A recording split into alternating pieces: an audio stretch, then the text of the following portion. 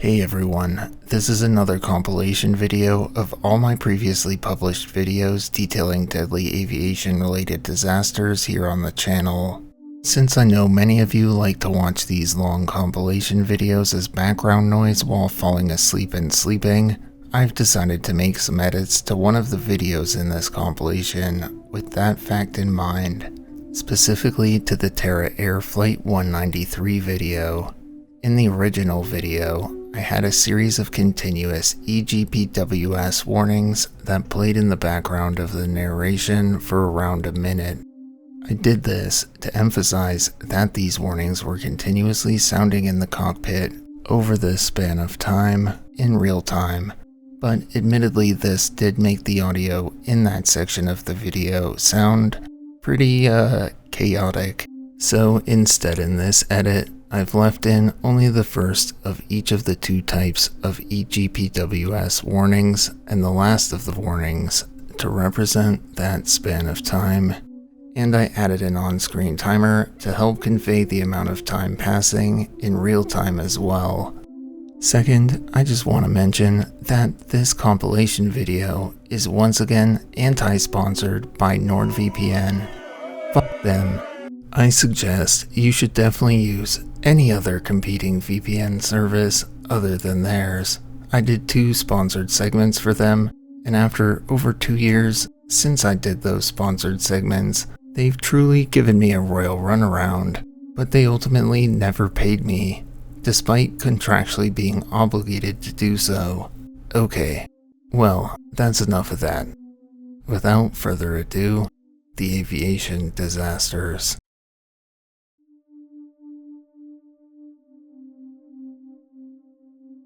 Tucked up high in the Himalayas lies the small village of Lukla, Nepal. The village is considered by many Everest hopefuls to be the first stop on the way to Everest Base Camp. Sitting at 9,830 feet or 2,860 meters above sea level, it has gained popularity with mountaineers primarily due to the small airport located within the village, the Tenzing Hillary Airport, or the Lukla Airport for short. Constructed in 1964, the construction of the airstrip was overseen by Sir Edmund Hillary himself. Hillary had originally planned to build the airport in the flat farmland surrounding the village, but after the farmers declined to sell him their land, he bought some precariously sloped land on the eastern side of the village, which became the site at which the airport stands today. Although it is a very small airport, the Tenzing Hillary Airport services many passengers every year, with a peak of over 146,000 passengers in 2017. The airport is also where Lukla and the small surrounding villages receive their supplies and cargo from the outside world from, as there are no roads into the region. The Tenzing Hillary Airport is often referred to as the world's most dangerous airport. The runway at the airport is extremely short, being only 1,729 feet or 527 meters long, and it is angled at a treacherous 11.7% slope with a sheer drop-off into the valley below at the end of it. The airport hasn't earned its dubious reputation solely due to the runway, however, as the location of the airport itself presents a great hazard to pilots and their aircrafts. Lukla is located in the Himalayas and tucked into a bowl of mountains. Due to this, there are lots of strong crosswinds, particularly in the afternoons, which is why most flights are scheduled for the morning, and due to the notoriously foul Himalayan weather, even then, over 50% of flights into the airport are cancelled due to the rapidly changing weather conditions. When the weather is good at the airport, it is very busy, servicing over 80 incoming and outgoing planes in a day, all on one single runway. And due to the surrounding mountainous terrains, there is no go-around procedure for aborting a landing, so incoming pilots only get one chance to approach into the little airstrip for landing correctly. There are no landing instruments at the airport, meaning that it is a strictly visual approach. Because of how dangerous it is to fly in and out of this airport, the Civil Aviation Authority of Nepal requires that all pilots have over 100 short takeoff and landing plane flights, over a year's experience flying short takeoff and landing planes, and over 10 flights with an instructor pilot specifically for learning how to land and take off at the Lukla Airport. The small airlines that service this airport from Kathmandu are all flown by highly experienced and specialized pilots that know the airport, flight path, and surrounding area quite well. One of these airlines that serviced the airport in 2008 was known as Yeti Airlines. On the early morning of October 8, 2008, at the Kathmandu airport in Nepal, 16 passengers and 3 crew members loaded aboard a DHC-6 Twin Otter Series 300, registered 9NAFE for Yeti Airlines Flight 103. They were about to embark on a brief, approximately 35-minute flight from Kathmandu to Lukla. 12 of the passengers that morning were German tourists, with 2 Australians and 2 Nepalese rounding out their ranks. The captain of the flight that morning, who was not named in the official accident report, had 8,185 total flight hours, with 7,180 of them flying the DHC-6 300. The captain was well liked and joined the company in 2006. He was, quote, friendly, quiet, non-macho, and rated high by his contemporaries with no history of accident or incidents. The first officer on board, who is also not named in the official report, had 556 flight hours, with 341 hours flying the DHC-6 300. The first officer was described as a sincere and reserved type, and while he lacked in relative experience to the captain, he was well qualified to fly the route. Yeti Airlines Flight 103 was one of several other tightly scheduled Yeti Airlines flights, and the third to depart that morning from Kathmandu. Yeti Airlines Flight 103 departed from the airport at Kathmandu at 6:51 a.m. local time and ascended to their cruising altitude of 11,500 feet. At 7:25 a.m., they lowered their altitude to 7,500 feet as per the flight plan and were to ascend eventually to 8,500 feet by the time they reached the Lukla Valley. At around that time, another flight was departing from the Lukla airport. This outgoing plane had a brief radio exchange with the Yeti Airlines flight that was due to land 5 minutes before Flight 103 and said that cloud cover was at 9,000 feet, but only on the long final approach and not the short final approach. At 7:43 a.m., Yeti Flight 103 entered the Lukla Valley at 8,500 feet as per the flight plan. At 7:45 a.m., Yeti Flight 103 contacted Lukla Information about the reported cloud cover. Lukla reported back, affirm sir, affirm. Yeti Flight 103 again contacted Lukla Information a few seconds later to ask about the cloud cover and if the runway was visible, and Lukla Information replied, affirm sir, affirm, visible. Flight 103 then entered into a thick, rising, foggy cloud cover as they began their final approach into Lukla. The captain then confirmed with the first officer that they were on track for landing on the runway, and the first officer confirmed. However, as they continued their approach, the runway was still not visible, and at that point, the first officer, quote, raised his doubt in a soft voice about whether they could see the final approach or not. At 7:46 a.m., the plane struck a rock 50 meters short of the runway at an altitude 45 feet below the runway's threshold altitude. Upon striking the boulder, the plane shattered and was quickly ripped apart and scattered about the uneven terrain. Many various large parts of the wreckage were scattered up to 60 meters away from the point of impact, and the main fuselage wreckage and its wings quickly caught fire.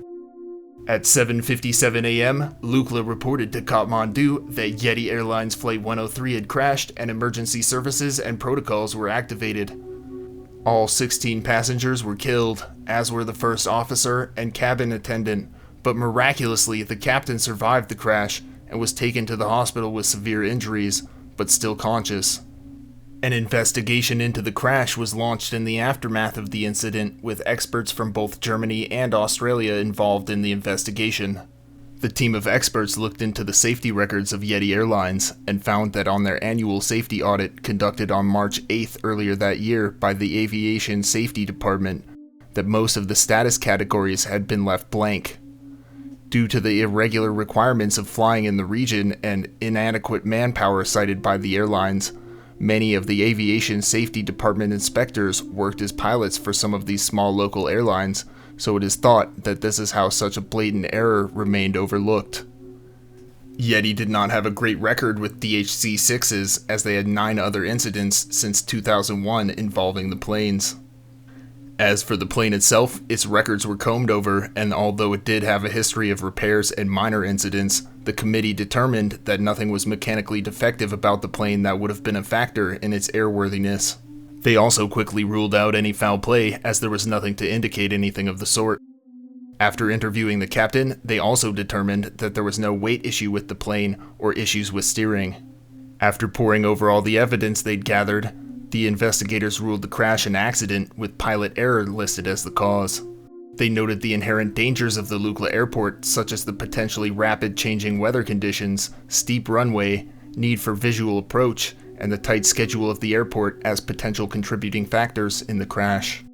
It was discovered that it was common practice within Yeti Airlines to proceed to Lukla even in potentially poor weather conditions, likely due to pressure from the company. The investigation found that there was no proper operating procedure at the Lukla Tower, and that Lukla had failed to inform Yeti 103 that they were simply affirming what they had heard the outgoing flight relay over the radio, and there was doubt as to whether this was the actual cloud cover or not between the pilots and the tower. They also found that the Lukla airport's firefighting capabilities were severely lacking and criticized the Lukla airport for mobilizing their emergency services so slowly in response to the crash. The commission found faults with the way the GPS had been set in the plane, but they could not conclusively rule it as a factor in the crash. The worker at the Lukla Tower was also found to have been in poor, high-stress working conditions, which influenced his ability to relay updated, accurate information to the incoming and outgoing planes. Their final conclusion was that the pilot error had been due in part to Yeti Airlines with their faulty safety record and company practices that didn't put safety first, a poor crew resource management practice where the first officer did not feel comfortable challenging the captain, and the captain's overconfidence was bolstered by the preceding Yeti Airlines flights that were just minutes ahead of him. Due to the rapid rising foggy cloud cover, the runway was not visible, and the cabin crew did not realize or doubt their error until far too late. I'll put a link to the full 48-page accident report in the description if you're curious and want to read more about it. In wake of the crash, safety conditions at Lukla Airport were improved, and more stringent rules were put in place surrounding activity at the airport in poor weather conditions. The staff at Lukla were given standardized training, and more staff were hired to reduce stress and poor working conditions. The fire and accident safety response protocol was updated at the airport, and the protruding boulder that the plane collided with was removed. The captain, who was the sole survivor of the collision, reportedly suffered with severe trauma and survivor's guilt stemming from the crash, and despite making a full physical recovery, unfortunately his mental health deteriorated severely and he was eventually committed to a psychiatric hospital. Yeti Airlines still exists today and services the area, and after the crash, Yeti vowed to improve its crew training and working conditions. In 2013, the EU banned all Nepalese aircraft from leaving Nepalese airspace, including Yeti Airlines, and despite this, it has grown to become the largest domestic flight carrier in Nepal. A plaque in memory of those who died that day has been erected near the site of the crash and engraved with the names of all of those who lost their life that tragic day on Yeti Airlines Flight 103. Every 8th of October, people gather at this memorial and celebrate the lives of those that died that day.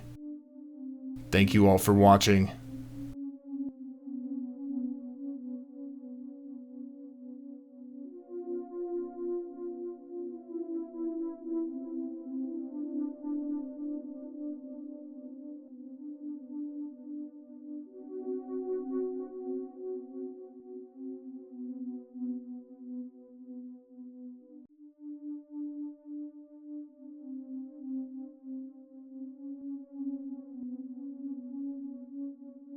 The Tenzing Hillary Airport, or the Lukla Airport for short, is a small airport located in the village of Lukla, Nepal. The airport is situated at an altitude of 9,830 feet above sea level and serves as the starting point for mountaineers and trekkers beginning their journeys to Mount Everest Base Camp. Also notably, the airport serves the crucial role of importing supplies to Lukla and the surrounding villages, as the villages are otherwise unreachable due to the lack of roads in the region. Due to its less than ideal location, the single runway at the airport is very short, only 1,729 feet long, and is steeply sloped at a grade of 11.7%. Furthermore, the precarious runway is just one of the hazards that pilots must overcome when servicing the airport, as the location of the airport itself also poses even more dangers as well. Located within a bowl of mountains, the approach to the Lukla airport is often threaded by strong afternoon crosswinds that make approaches impossible, and so most flights are scheduled for the mornings, and these strong winds are one of the primary causes of the cancellation of approximately 50% of all scheduled flights at the airport. The bowl of mountains also poses another threat to pilots, as approaches to the airport must be executed correctly on the first try, as the rising mountainous surrounding terrain and the strong unpredictable winds make go-arounds a no-go, and the airport actually lacks any procedure for go-arounds at all. Furthermore, the Lukla airport is lacking in modern landing instruments, meaning that approaches to the airport's runway are strictly visual. Further adding to the numerous hazards of the airport, the runway is also often enveloped by a thick, foggy cloud cover that makes approaching the airport a near impossibility, and after the deadly crash of Yeti Airlines Flight 103 in 2008, a topic which I made a video about if you'd like to learn more about it, the airport began to strictly close the runway when the conditions became foggy. It is all of these factors combined that have also earned the Lukla airport the reputation as the most dangerous airport in the world, and because of this, the Civil Aviation Authority of Nepal requires that all pilots servicing the airport have over 100 short takeoff and landing plane flights, over a year's experience flying short takeoff and landing planes, and over 10 flights with an instructor pilot, specifically for learning how to land and take off at the Lukla airport. Thus, the aircraft pilots that service the airport are highly and specifically trained to navigate the numerous hazards posed by the airport's harsh environment, and during the times that the airport is open, it is constantly buzzing with activity, as despite its small size, the Lukla airport sees over 100,000 people pass through it yearly. On the morning of April 14th, 2019, the Lukla airport was open and bustling as usual. Just after 9 a.m. local time, at 9:03 a.m., a LET L410 registered 9N AMH, owned by Summit Air, started its engines for its departure. The plane had landed at 9 a.m. and had quickly completed its delivery of passengers and cargo, and was making a return flight back to the Ramachop airport with 3 people on board. The captain, a man named R.B. Rokaya, a highly experienced pilot with over 15,000 flight hours. The first officer and co-pilot, a man named Sujit Dungana, with 865 flight hours, along with 1 cabin attendant named R. Lama. The flight was scheduled for a 9:08 a.m. takeoff time, and at 9:07 a.m., the L410 left the staging area and taxied onto the runway, positioning itself for takeoff. After lining up the plane on the runway, Captain Rokaya handed over control to First Officer Dungana. 50 seconds after positioning itself on the runway, the L410 began its takeoff.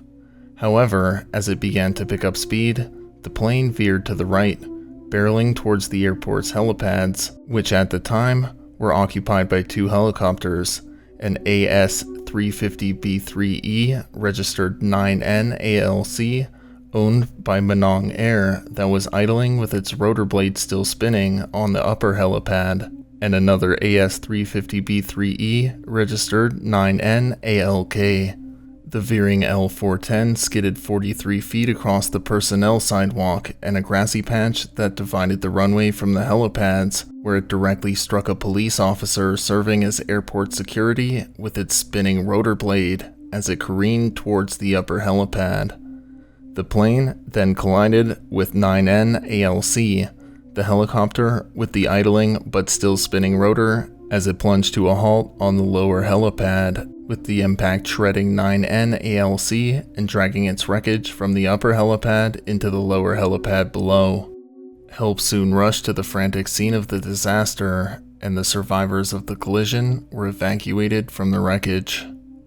2 people had been killed in the incident: the police officer that had been struck by the plane's spinning rotor blade, a man named Ram Badahur Kadaka, and the co-pilot, Sujit Dungana, who was struck by flying debris from the rotor blade. Another police officer that had been part of the airport's perimeter security detail, A man named Rudra Bahadur Shrestha, that had also been caught in the collision, was rushed to a hospital in Kathmandu in critical condition, where unfortunately he died while undergoing treatment for his wounds. 3 other men were also rushed to the hospital with serious injuries, including the pilot of 9N ALC, but fortunately were able to make a recovery from their injuries. In the aftermath of the disaster, an investigation was conducted by the Civil Aviation Authority of Nepal to find the cause of the collision.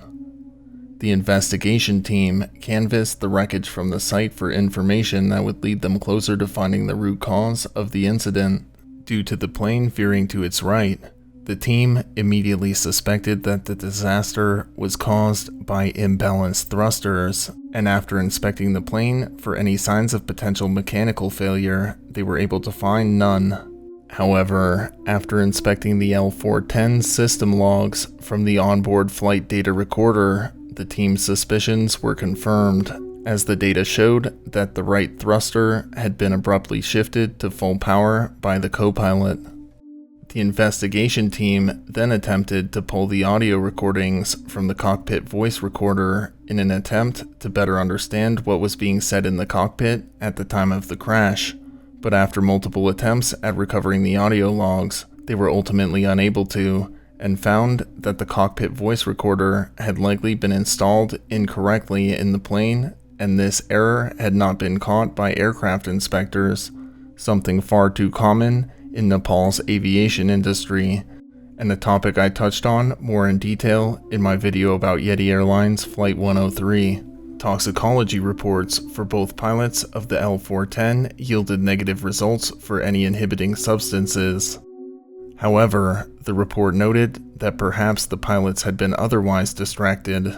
The L410 was scheduled for takeoff during the prime time of a rare sunny day at Lukla, just before the heavy crosswinds typically begin to pick up at around 10 a.m., and the schedule for the rest of the weather window was tight, and both men likely felt pressured to make a hasty departure. Furthermore, the report noted that Captain Rokaya's decision to hand over control of the plane for takeoff to First Officer Dunkana was to give the relatively inexperienced First Officer more takeoff experience at Lukla. They noted that this decision was likely made because the flight was a return flight with no passengers or cargo aside from the flight crew, and took place on the Nepalese New Year, and thus the captain may have been lulled into a false sense of security about the first officer's capabilities. The final findings of the investigation into the disaster found that, quote, failure of the first officer to immediately assess and act upon the abrupt shifting of the right power lever resulted in the aircraft veering to the right, causing certain time lapse for the captain to take control in order to initiate correction. The captain's attempted corrections of adding power could not correct the veering. Subsequently, application of brakes resulted in asymmetric braking due to the position of the pedals, and further contributed veering towards the right. Thank you all for watching.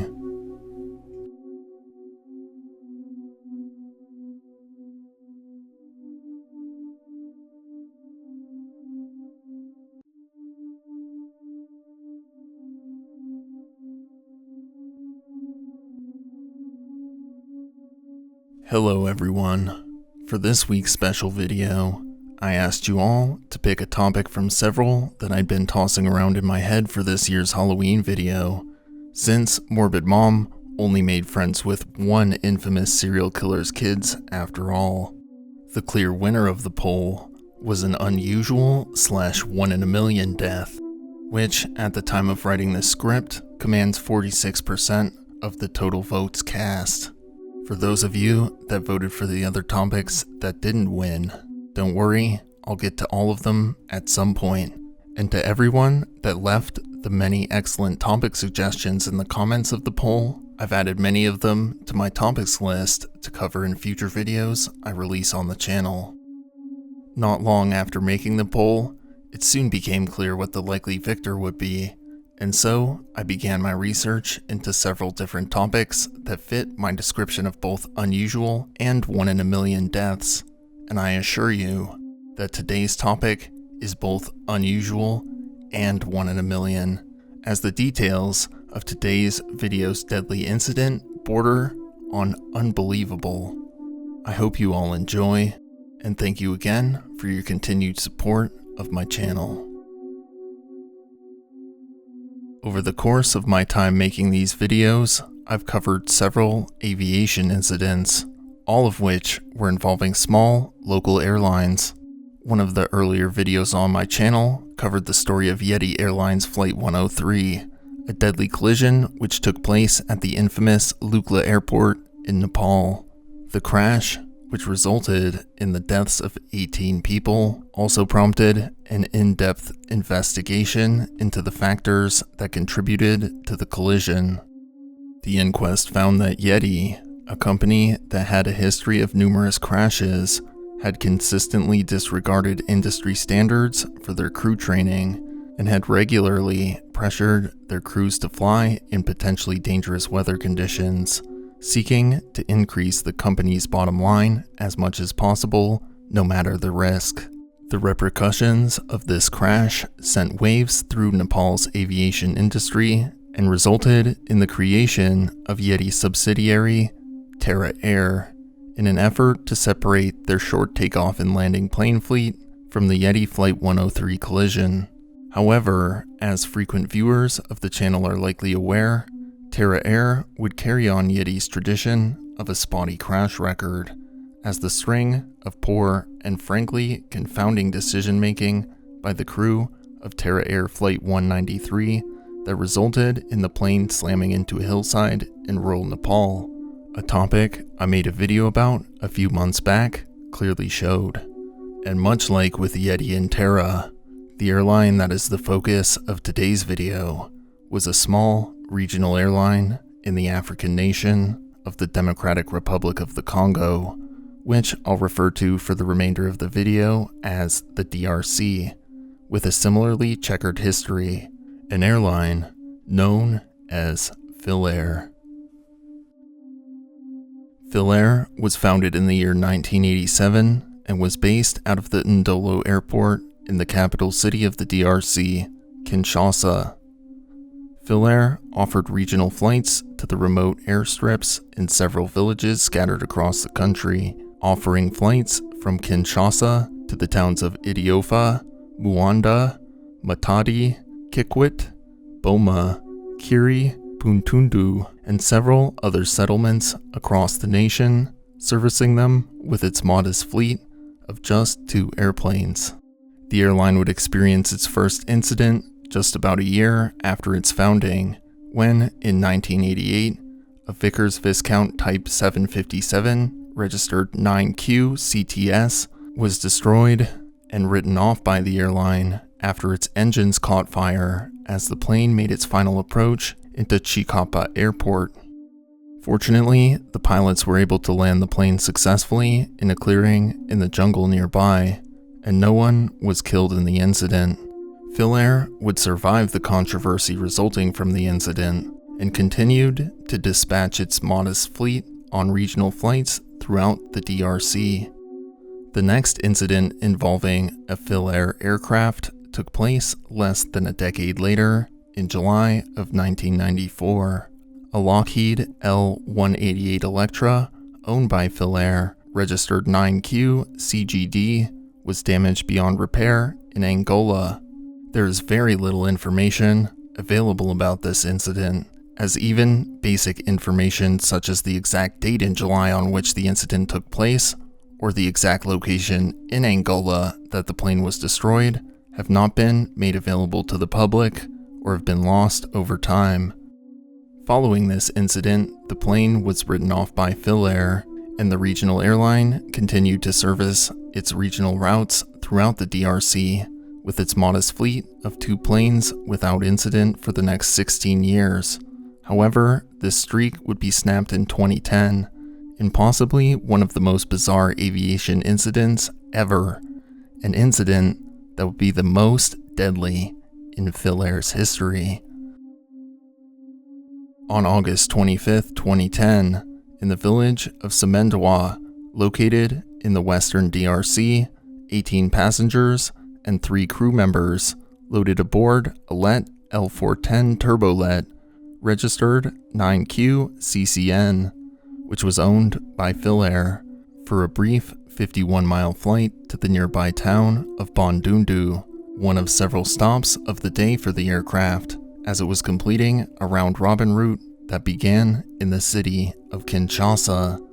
making its first stop in the town of Kiri, and from there, the aircraft continued along its route, next making a stop in the town of Bokoro. The plane then flew from Bokoro to Semendwa, with the stop in Bandundu being the last scheduled stop on the route's itinerary for the day, before the plane was slated to finally make its return to Kinshasa. The captain aboard this flight was a 39-year-old British man named Chris Wilson, accompanied in the cockpit by a 62-year-old Belgian man named Danny Filemote, who was notably a partial owner of Philair, serving as first officer for the flight. The aircraft departed from the Semendwa airport, and the plane proceeded along its planned route as usual, without incident, when the 2 pilots in the cockpit began their landing procedures as the aircraft began its final approach towards the airport in Bandundu. However, unbeknownst to Chris and Danny in the cockpit, chaos would soon erupt aboard the aircraft, a chaos that would cut their lives abruptly short in a matter of a mere few moments.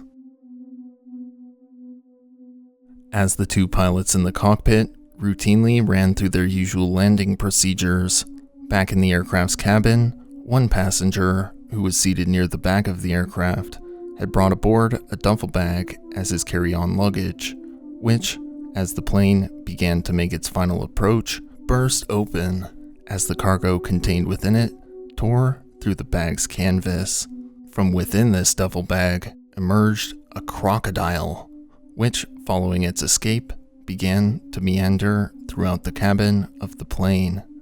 The 3rd crew member, the cabin hostess, quickly spotted the escaped apex predator and let out a loud shriek and ran towards the front of the plane, away from the escaped crocodile. The cabin hostess's fearful outburst alerted the rest of the passengers in the cabin to the reptile's presence amongst them, and the panicked passengers instinctually rose from their seats and followed her lead, fleeing towards the front of the aircraft. However, the sudden flocking of the frightened passengers to the front of the plane consequentially had massively shifted the weight balance aboard the plane towards the front, which immediately sent the plane into a steep nosedive. As the flight data recorder aboard the aircraft would later reveal, the 2 pilots in the cockpit of the aircraft made their best efforts to correct the nosedive, but unfortunately, they were unable to do so before the aircraft slammed into a nearby residential home, which was fortunately unoccupied at the time of the collision, instantly killing all 3 crew members and 17 of the 18 passengers aboard the flight on impact. Notably, after striking the home, the plane's wreckage did not catch fire, which facilitated the rescue of the surviving passenger aboard the flight, who was rushed to nearby medical facilities in critical condition. The crocodile that had escaped from the duffel bag also survived the impact of the collision and was spotted by local villagers near the site of the crash, and upon spotting the crocodile, it was killed by the villagers with a machete. Due to the lack of the breakout of a post-impact fire, investigators initially suspected that the crash had been caused as a result of fuel exhaustion. However, upon reviewing the flight recorder's data, the fuel tanks were found to have been containing 150 liters of remaining fuel at the time of the crash. The full details of what had transpired aboard the aircraft would emerge after the surviving victim of the crash was interviewed by authorities and explained the unbelievable circumstances that had led to the aircraft's lethal nosedive. Upon learning this information, the passenger that had smuggled the crocodile aboard the flight was soon after identified, and his family and associates were interviewed in order to determine why exactly the man had brought the apex predator aboard the flight in the first place. Following these interviews, it was ascertained that the man had brought the reptile aboard in order to sell it in Bandundu's markets as bushmeat. This deadly collision served as the death knell to Philair as a company, which ultimately folded about 5 years after the incident's occurrence, as Philair was never able to fully shake the stigma that resulted from this fatal incident. This highly unusual and unfortunate crash also, notably, is the deadliest incident involving a LET L410 turbolet to date, at least as of the time of making this video. Thank you all for watching.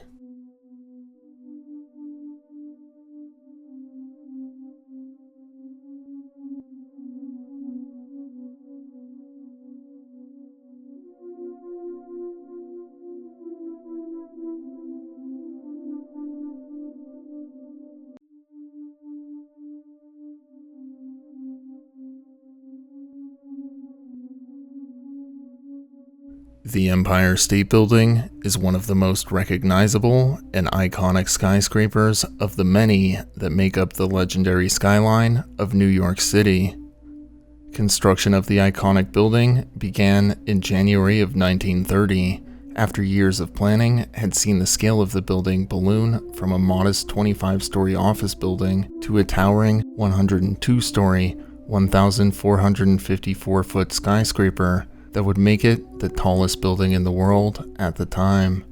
The Art Deco-style skyscraper's construction began just after the 1929 Wall Street crash that signaled the onset of the Great Depression. But despite this, construction of the Empire State Building proceeded as planned.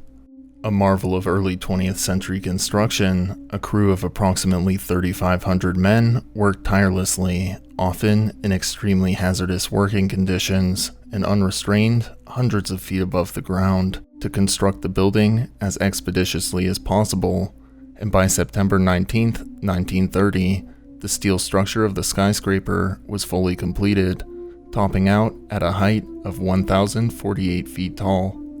The Empire State Building's crowning and the iconic spire atop the building were completed on November 21st later that year. The spire was designed and originally intended to serve as a mooring mast for airships. However, aside from during construction, the airship mooring mast and dock never saw any use before the 1937 Hindenburg disaster in Manchester Township, New Jersey, that spelled an end for airship travel as a whole. Regardless, the addition of the spire also brought the building to a height greater than the nearby Chrysler buildings, a point of emphasis throughout the planning of the Empire State Building, and it is speculated this may have been one of the true key motivations behind the addition of the airship mooring mast. Interior work on the building was completed throughout the following few months, and on May 1st, 1931, the Empire State Building was officially opened, with a celebratory luncheon that was attended by 350 people. Although reports from attendees of the luncheon noted that views from the skyscraper were obscured by a thick fog. The building would then open to the public the following day, and with its opening, it also became the tallest building in the world, a title it would hold until 1970, upon the completion of the first of the World Trade Centers. On the morning of Saturday, July 28, 1945, a B-25 Mitchell bomber plane departed from the Bedford Army Airfield in Bedford, Massachusetts for a short, routine flight to Newark Metropolitan Airport in Newark, New Jersey. 3 people were aboard the B-25 on the flight bound for Newark that morning, with Lieutenant William F. Smith Jr. serving as the chief pilot for the flight, and Staff Sergeant Christopher Dimitrovich serving as the co-pilot for the flight. Also aboard the aircraft was Navy's aviation machinist mate Albert Perna, who was hitching a ride to Newark and was not involved in the in-flight operations that morning. As the B-25 approached New York City at approximately 9:35 a.m. that morning, William Smith made radio contact with Newark Airport, asking for clearance to land. Newark informed Smith of the zero visibility conditions that were caused by a dense fog that had enveloped New York City and Newark. Despite this warning, Smith decided not to abort his intended landing and proceeded to enter the layer of dense zero visibility fog that enveloped New York City. However, upon entering the layer of fog, Smith and Dimitrovich became disoriented and turned the plane into a right turn as they approached and passed by the Chrysler Building. However, the approach that the B-25 had been taking required them to turn the plane left at the point that they instead turned it right, and this mistake would prove to be a disastrous one. At 9:40 a.m., the B-25 slammed into the north side of the Empire State Building at over 200 miles per hour, creating a hole in the skyscraper that was 18 foot by 20 foot wide and spanned across 3 floors, stretching from the 78th to 80th floors of the building. After colliding with the building, the plane shattered into several large pieces, with one of the bomber's engines careening through the building and bursting out the south side of the building, traveling a further city block as it plummeted 900 feet, crashing through the roof of a nearby building where it burst into flames, destroying the penthouse art studio that had been unfortunate enough to be in its path in the process. The aircraft's other engine, along with the plane's landing gear, were hurtled into the building's elevator shafts, which caused a fire in the elevator shaft the engine had plummeted to the bottom of. The remaining fuselage was covered in leaking fuel and also quickly caught fire. Emergency personnel rushed to the scene of the disaster and quickly began operations to contain the spread of the flames and to evacuate survivors within the building, as there was between 50 and 60 sightseers on the building's 86th floor observation deck at the time of the collision. Fortunately, firefighters were able to contain the blazes by 10:20 a.m., just 40 minutes after the collision, and first aid personnel worked alongside them to successfully evacuate a majority of the people trapped in the building. Notably, one survivor, an elevator operator who was in the elevator on the 80th floor at the time of impact, named Betty Lou Oliver, was injured when she was thrown from her elevator during the plane's collision, and was assisted by emergency personnel down to the 75th floor and loaded aboard another elevator for further evacuation. However, unbeknownst to them at the time, this elevator had also been damaged in the collision, and not long after boarding the elevator, the cable snapped, sending Betty Lou Oliver plummeting 75 stories, trapped in the elevator, where it came to an abrupt halt as it crashed into the building's basement.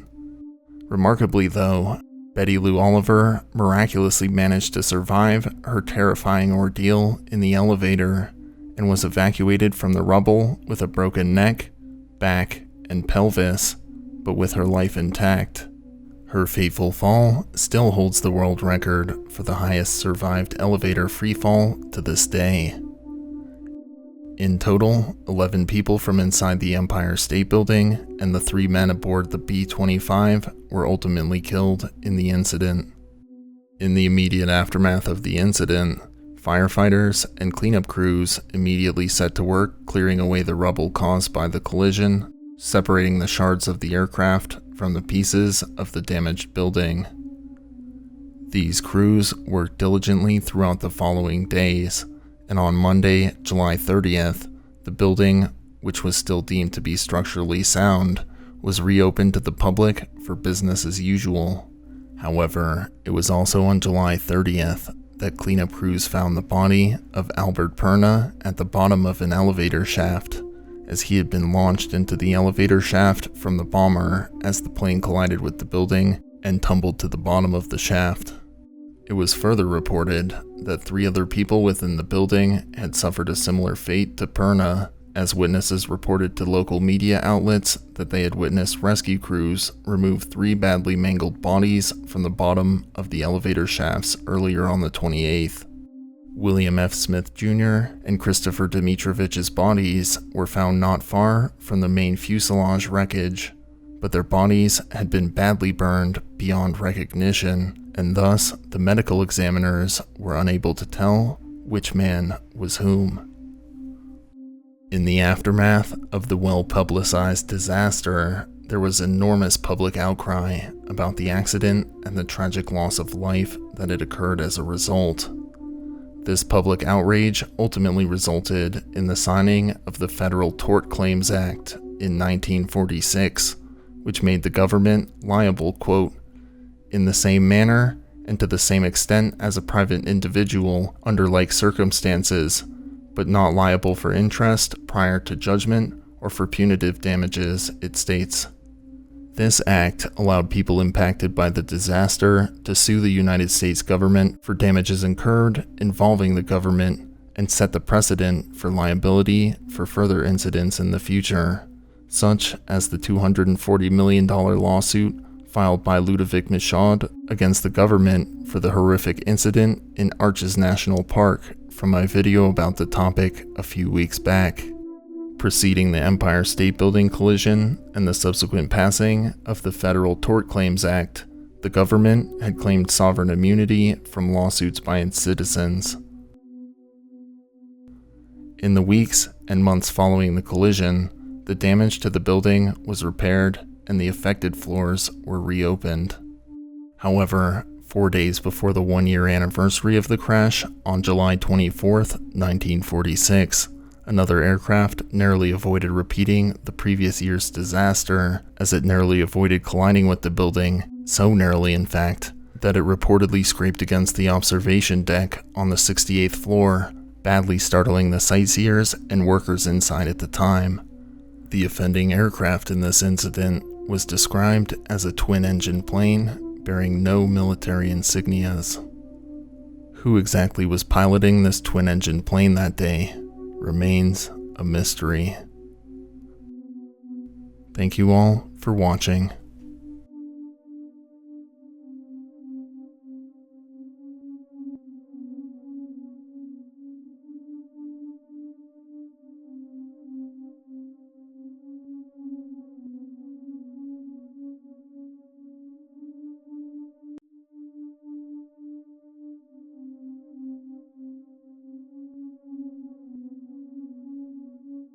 The Wings Over Dallas Air Show is an annual airshow event held at the Dallas Executive Airport in Dallas, Texas.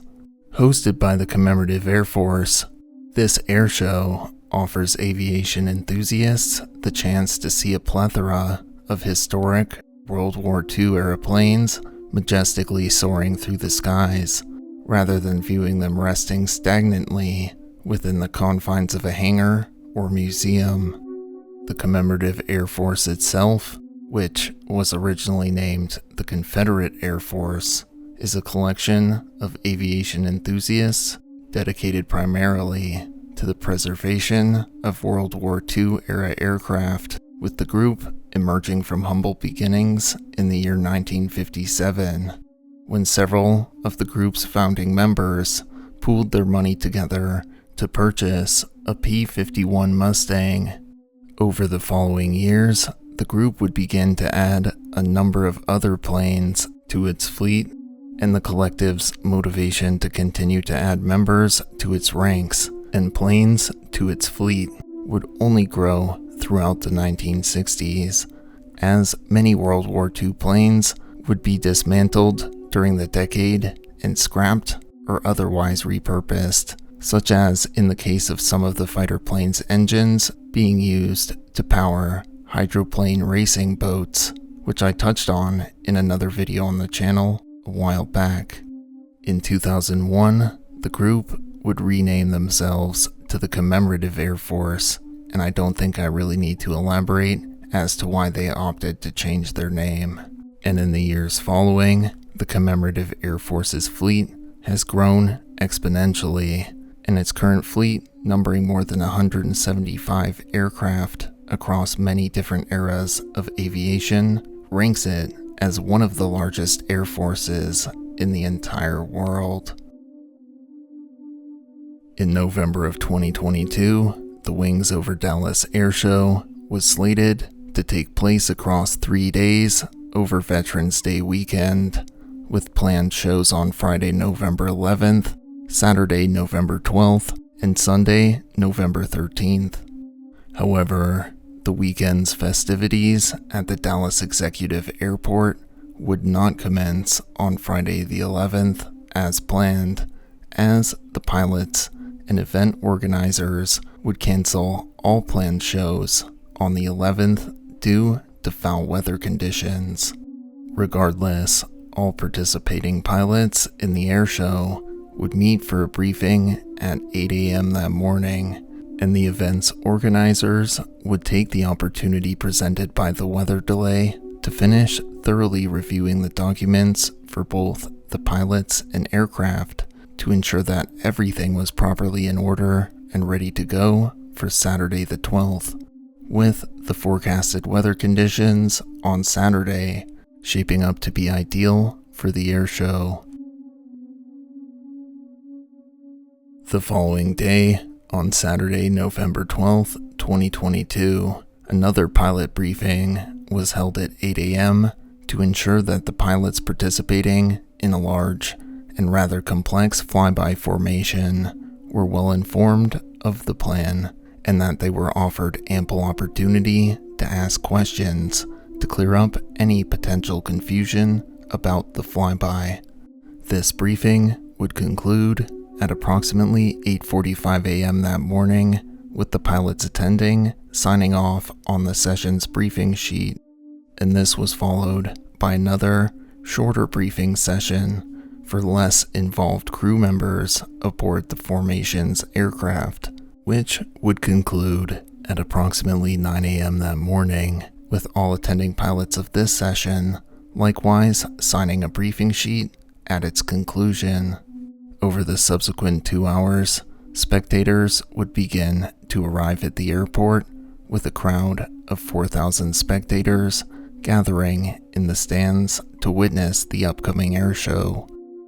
As forecasted, the weather that Saturday would prove ideal for the air show, with clear, sunny skies with a visibility of 10 miles, with a cool air temperature of 50 degrees Fahrenheit, and light northwesterly winds measuring 12 knots, with gusts of up to 18 knots.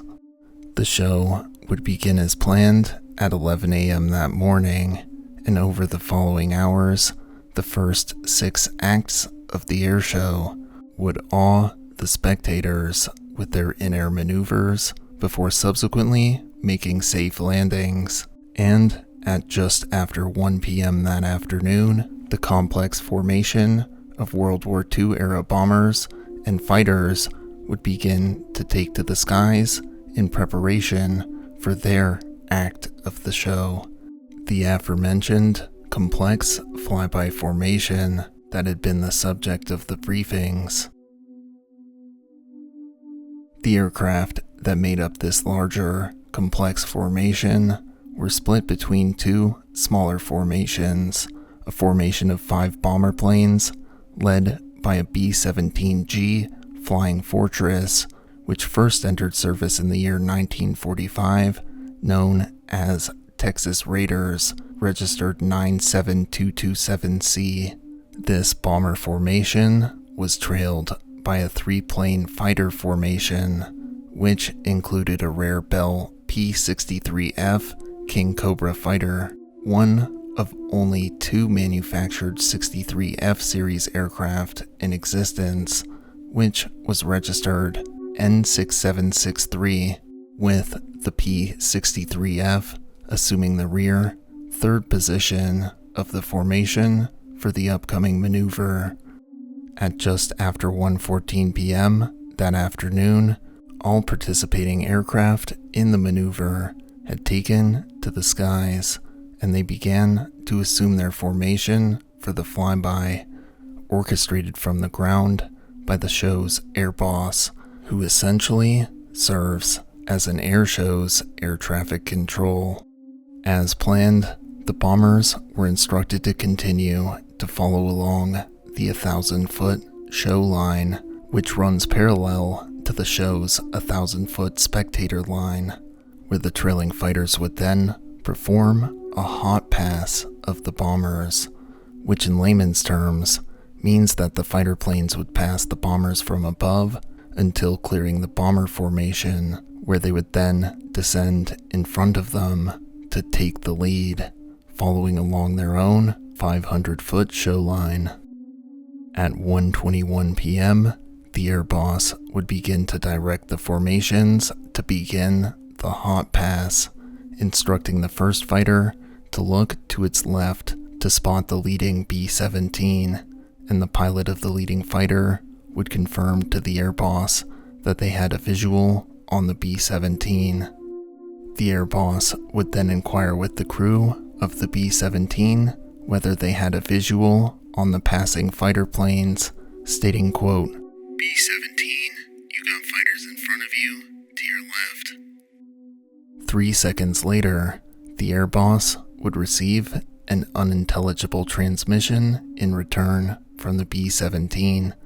obfuscated by the busy chatter on their communications frequency. Likely assuming that the B-17 had affirmed visual contact of the fighters, 2 seconds later, the air boss would state, quote, "Nice job, fighters. Come on through." 3 seconds later, further stating, quote, "Fighters will be a big pull-up and to the right." However, unbeknownst to the air boss, as well as to the participants of the maneuver, the crew of the B-17 had likely not affirmed visual contact of all 3 fighters, as at the time of their unintelligible radio transmission, the P-63F was still above the bomber formation, making its pass, and by the time of the final aforementioned transmission from the show's air boss, a mere 8 seconds remained before these seemingly minor miscommunications would result in a tragic outcome. At 1:21 p.m. and 55 seconds, the Bell P-63F would collide with the leading B-17G, striking it on its rear port quarter from above, which cleaved apart the B-17's fuselage from just aft of its wings, and subsequently both aircraft violently broke into pieces as they fell to the ground and erupted into an explosive fireball. Firefighters on standby at the airport would respond immediately to the fiery wreckage of the planes, and it reached them and began extinguishing the blaze within 40 seconds of the collision's occurrence. Unfortunately, however, neither the single pilot of the Bell P-63F nor the 5 crew members aboard the B-17G would survive the collision, as all 6 would perish as a result of the crash. Due to the collision taking place during an air show, it had not only been witnessed by thousands of people, but inevitably, almost immediately following the collision, footage of the crash captured by spectators would emerge online and in the news media. In the immediate aftermath of the incident, an investigation was immediately launched by the National Transportation Safety Bureau to ascertain the factors that had played a part in the deadly collision, and likely due to the highly public nature of the incident. Later that month, the NTSB would release their initial investigation report,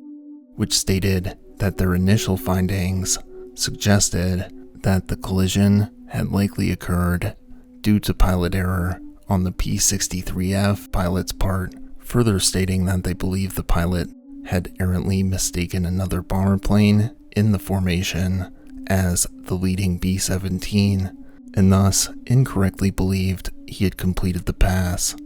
Furthermore, the NTSB's initial report would note that radio communications between the planes participating in the flyby and the air boss coordinating them from the ground were notably completely devoid of altitude callouts, which the report noted could have played a role in the collision.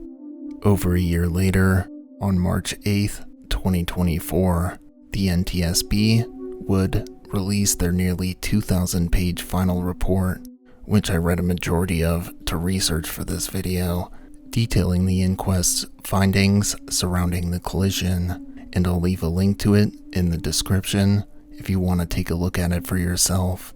Although I'll note that they clearly aren't the National Report Organization Board. It's kind of a mess. The NTSB's findings surrounding the primary cause of the collision were largely consistent with their initial report's findings, stating that the collision had occurred due to pilot error on behalf of the P-63F's pilot, who had errantly descended, likely after he had mistaken another bomber in the formation as its leading plane. Notably, the inquest would also note that the pilots of both aircrafts were highly experienced and skilled, and toxicology reports found no traces of intoxicating substances in their systems, and rather, the report would state that investigators believed that a major contributing factor in his error had come from the design of the P-63F's cockpit itself, as the pilot's view of the bombers would have been quite limited from a position above them, which they believed had likely directly contributed to the pilot's fatal error. The report would further note that the P-63F was not outfitted with a functional altimeter, and the plane's GPS had not been tracking altitude either, although the report notes that this likely did not play a major role in the series of events that resulted in the collision, but could have been a contributing factor. Furthermore, the report would also note that another major contributing factor that likely did play a role in the crash was the excessive chatter over the radio frequency that resulted in the obfuscated response to the air boss's inquiry about the B-17 making visual contact with all three fighter planes, and the air boss's incorrect assumption that the B-17 had confirmed visual contact. Although notably other than this, the final report would somewhat contradict their initial findings regarding the radio communications between the planes and the air boss, as the final report would note that despite the lack of altitude callouts, which is actually a fairly regular practice for aircraft participating in air shows, although as to why this is the case is somewhat convoluted, so I'll spare you the details for now. And the report found that the air boss had competently and professionally managed the participating aircraft across the span of the entire airshow preceding the incident and during the maneuver in which the incident occurred, and he was found to have been not at fault for the series of events that resulted in the crash, as due to his reliance on the plane's pilot's callouts to ascertain their positions, he would have been entirely unaware that the pilot of the P-63F was catastrophically out of position, which is only further evidenced by the transcripts of the radio transmissions, which were lighthearted and congratulatory in tone, and not confused or panicked, even just mere seconds before the collision occurred. In wake of the tragedy, the Commemorative Air Force would release a statement which stated that they greatly grieved the loss of life which resulted from the crash, but would also go on to remind the public that such lethal occurrences are not unheard of during air shows, but are statistically extremely rare, which I can only imagine a certain Nepalese airline and its subsidiaries wish that they could claim.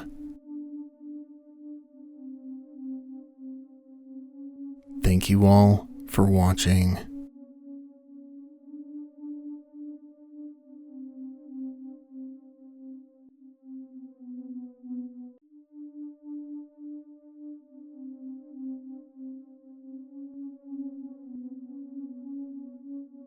There have been an enormous number of advancements in the last 100 or so years of human history, which have fundamentally altered human civilization and our lived experiences across the globe. One of the driving factors behind these advancements is the globalization of economies, as the exchange of ideas and material goods, combined with the resulting overall increase in economic competition, have driven persistent innovation, which has resulted in many of these monumental advancements we've seen during this time period. One particularly fascinating emergent aspect of the globalization of the world's economies is the emergence of certain man-made products on this global stage that are so outstanding that they are ubiquitously adopted by people across the planet.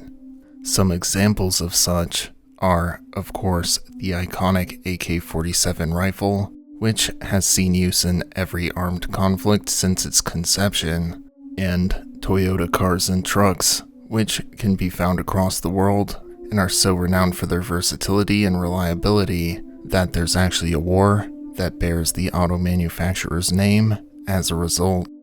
While it is perhaps less ubiquitously known than the AK-47 or Toyotas, another such widely adopted man-made product within aviation, and more specifically helicopters, is the Eurocopter AS-350.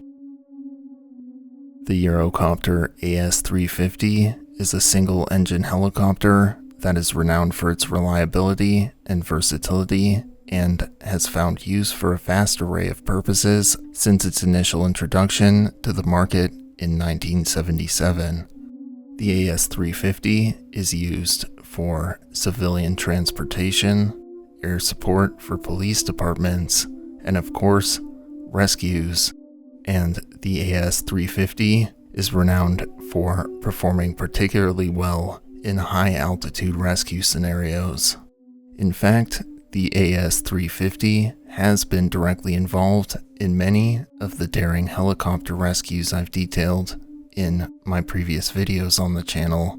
and aside from its pivotal role in the backgrounds of these stories, the AS-350 also played a central role in the video I made detailing the deadly collision on the runway at the Lukla airport in Nepal. Thus, this will mark the second time that the AS-350 will play a central role in a video on my channel, although this deadly incident would not occur on the runway of the infamously dubbed world's most dangerous airport, but rather would occur at the Harvard Yacht Club in the city of Boston, Massachusetts. As a part of perhaps the United States' most prestigious educational institution, the Harvard Yacht Club is a building located along the Charles River in the city of Boston.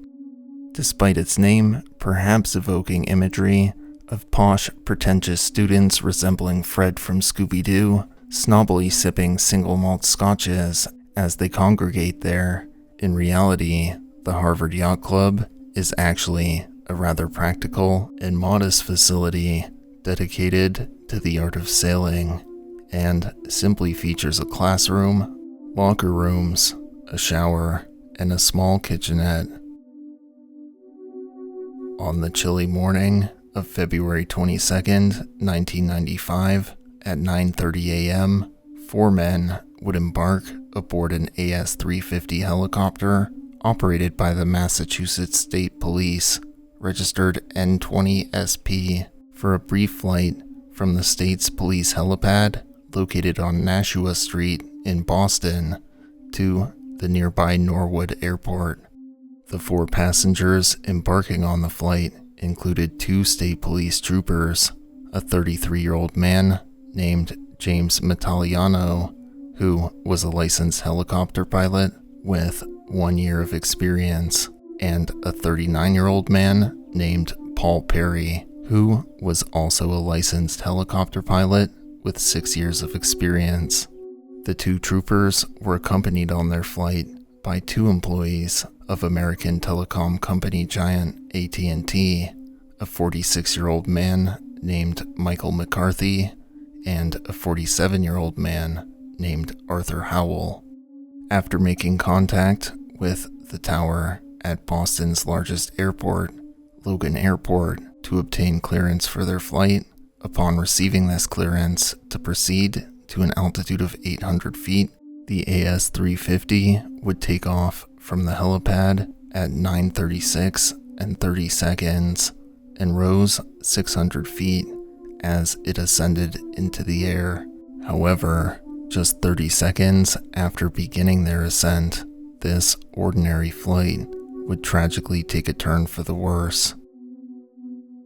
After its initial takeoff, the AS-350 began to head west towards Cambridge, when suddenly the helicopter would seemingly lose power to its engine, which is a phenomenon known to helicopter pilots as auto-rotation. In order to potentially correct this phenomenon, pilots must reverse the angles of the helicopter's rotors in order to force air into the engine to hopefully keep the helicopter airborne. At 9:37 a.m., numerous witnesses in the area would observe the AS-350 making a sudden hard bank to its right before it subsequently abruptly began to plummet from the sky at a 45-degree angle. In a matter of just a few short seconds, the helicopter would fall 600 feet from the sky above before it collided with the Harvard Yacht Club building beneath it. The powerful collision would cause the helicopter to explode on impact, sending chunks of it flying into the air, scattering debris across a 200-yard radius, with the tail of the helicopter coming to rest, sticking out of the wreckage of the Harvard Yacht Club structure, and the main fuselage of the helicopter ultimately coming to rest on the roof of a nearby houseboat.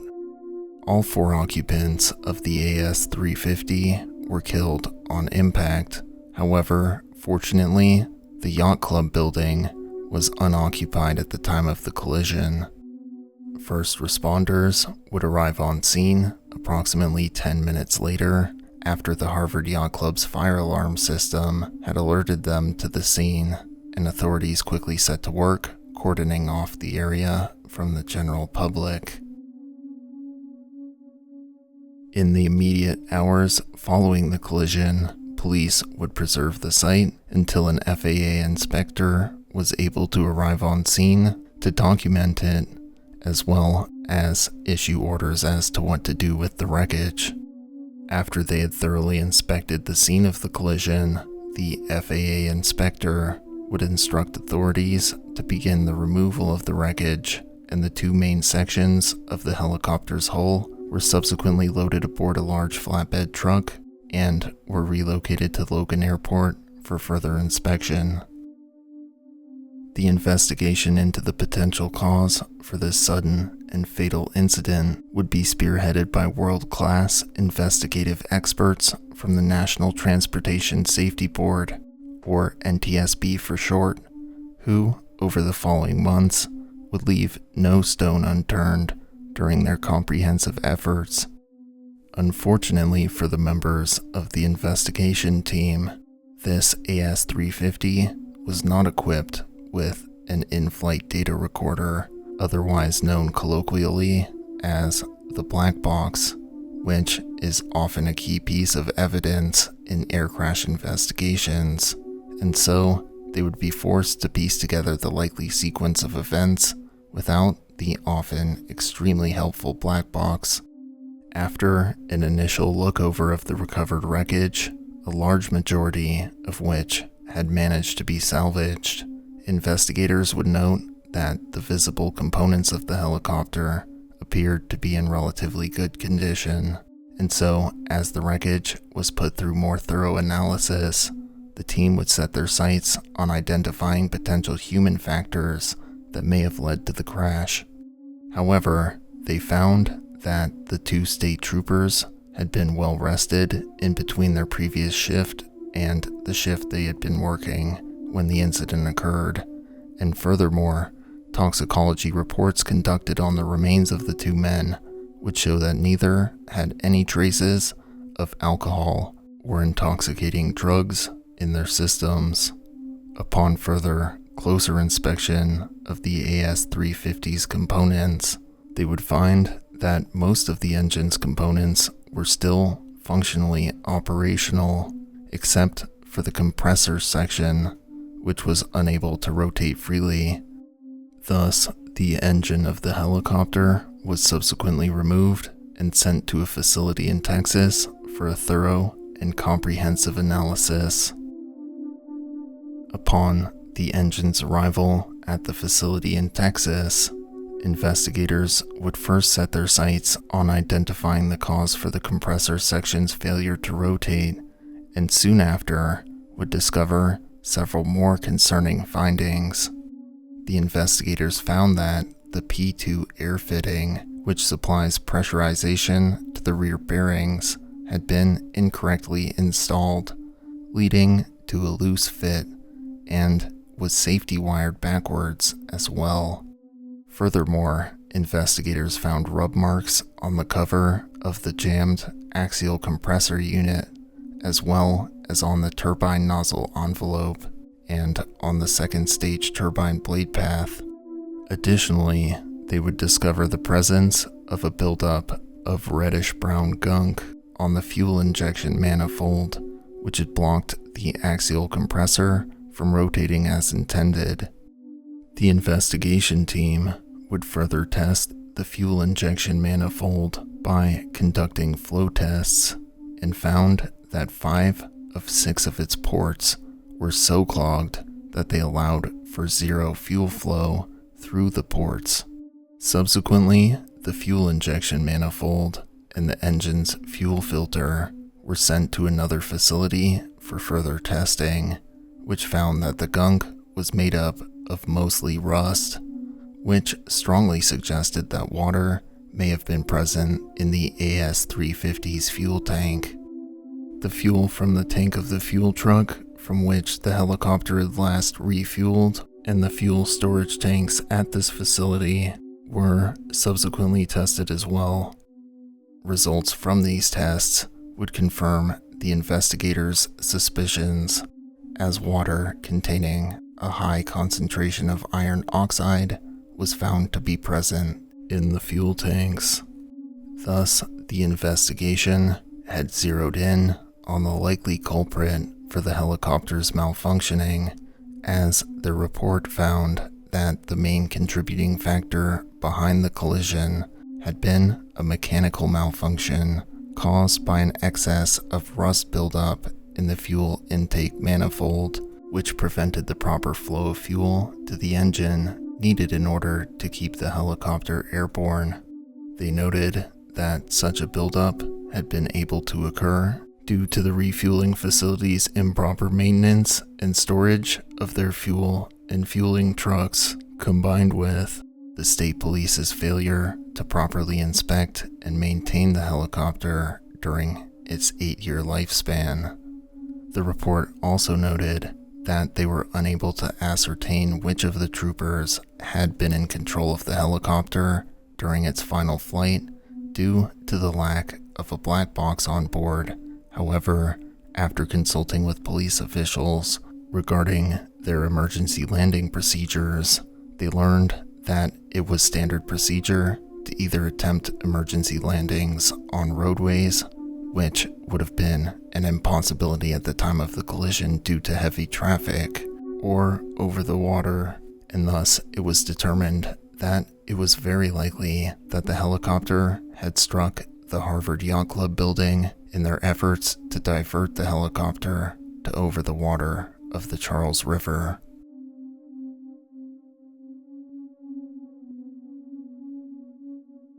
Thank you all for watching.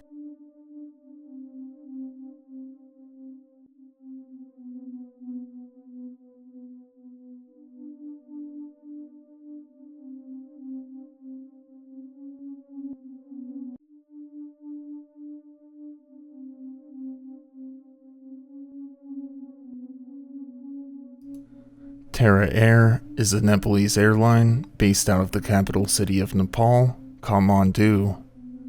Terra Air is a subsidiary of the largest domestic airline in the country, Yeti Airlines, and Terra operates a small fleet of short takeoff and landing planes that fly routes to several of the many small, remote, and rural airstrips that are scattered throughout the Nepalese Himalayas.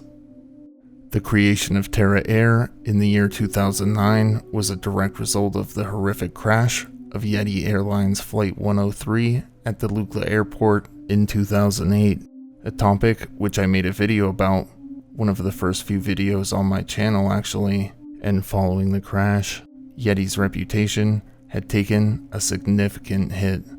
particularly with one of the most consistent demographics seeking out these types of flights: international tourists and mountaineers. And so, Yeti rebranded its short takeoff and landing planes and routes to Terra Air in order to disassociate the fleet from the Yeti Airlines Flight 103 disaster.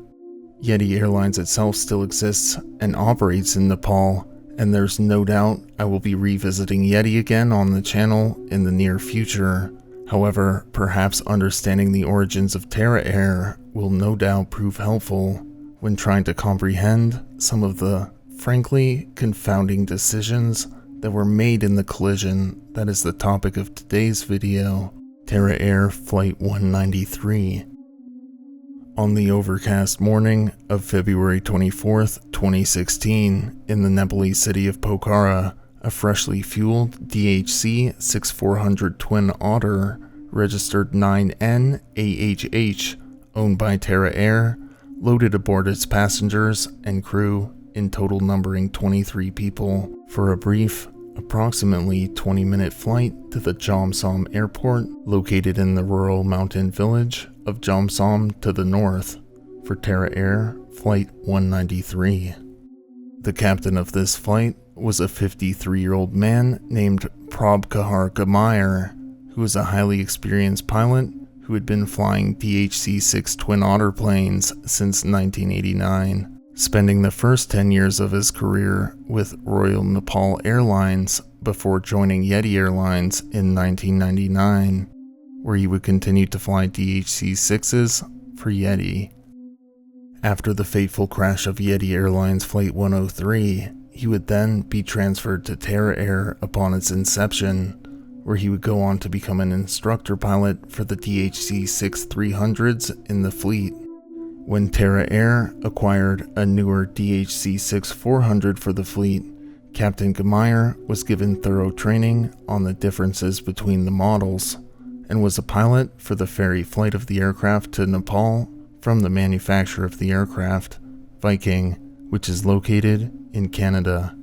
Over his career, Captain Gamaier had logged a total of 20,108 flight hours, including 18,500 flight hours in the DHC-6-300 and 217 flight hours in the DHC-6-400. The first officer for the flight was a 29-year-old man named Utsav Pokharel, who, in contrast to the captain, was a relatively inexperienced pilot, with just 716 total flight hours logged, with only 14 of those hours spent flying the DHC-6, and the first officer had just received his DHC-6-400 license a few weeks earlier, on January 14, 2016. The first officer joined up with Terra Air in 2014. However, before joining Terra Air, he notably had a 5-year gap of employment in the aviation industry after he had completed flight school. The final member of the crew aboard the aircraft was the cabin attendant, a woman named Kismi Thapa. The passengers aboard the flight that morning included 18 people from Nepal, 2 of which were infants, 1 passenger from Kuwait, and 1 passenger from Hong Kong, for a total of 20 passengers aboard. At 7:40 a.m. local time, the first officer contacted the Pokhara Tower to request weather conditions, and upon receiving them a few minutes later, the cockpit crew briefly deliberated before they decided to go ahead with the flight as planned, despite the fact that both of the alternative airports for the route had been closed due to poor weather. Upon requesting clearance for takeoff, Flight 193 was directed to use an alternative runway from the runway that was originally listed in the flight plan, as the tower relayed to the crew that visibility would be better from the alternate runway,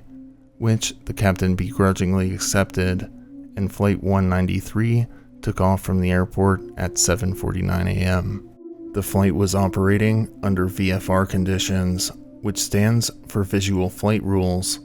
Under VFR, pilots must ensure that they are able to see outside the aircraft at all times to avoid collisions with terrain and other aircraft and obstacles. At 7:53 a.m., the captain contacted the tower to report a distance of 5 miles and an altitude of 6,200 feet. A nearby ultralight aircraft then requested weather conditions from Flight 193. However, this request was not heard by the cockpit crew at all due to radio interference from a radio tower owned by Radio Nepal that was transmitting music on the frequency used by the Pokhara Tower, which flooded the frequency with music and muffled transmissions from the aircrafts. A minute later, the ultralight again requested the weather conditions from Flight 193. However, this time, their request was heard, and the captain informed them that the weather conditions at their current altitude of 7,000 feet was a light haze with mountains not visible but with ground contact. The crew aboard Flight 193 then deliberated about a large layer of cloud cover that they had begun to enter, and agreed to ascend to 12,500 feet if they had not reached the top of the cloud at an altitude of 10,500 feet. At an altitude of 10,100 feet, the plane was still enveloped by the cloud, and so the captain instructed the first officer to ascend to an altitude of 12,000 feet. However, at 7:59 a.m., the captain instructed the first officer to maintain an altitude of 11,400 feet so that they could fly in between cloud layers, and informed him that if they needed to divert, that he should turn the plane to the left. The captain then asked the first officer whether he could confirm rain from his side of the plane, to which the first officer replied that rain was not visual.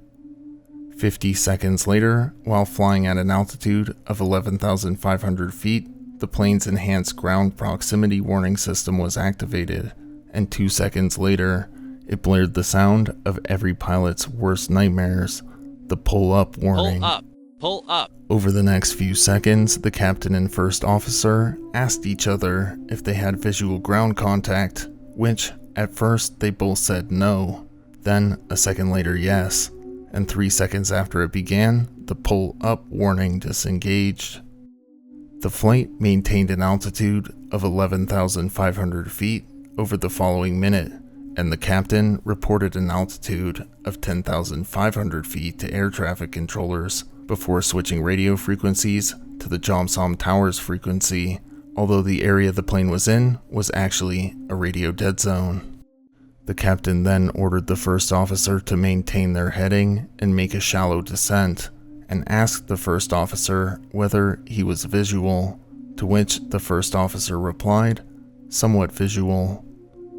In response to this, the captain then ordered the first officer to make a further descent to an altitude of 10,000 feet,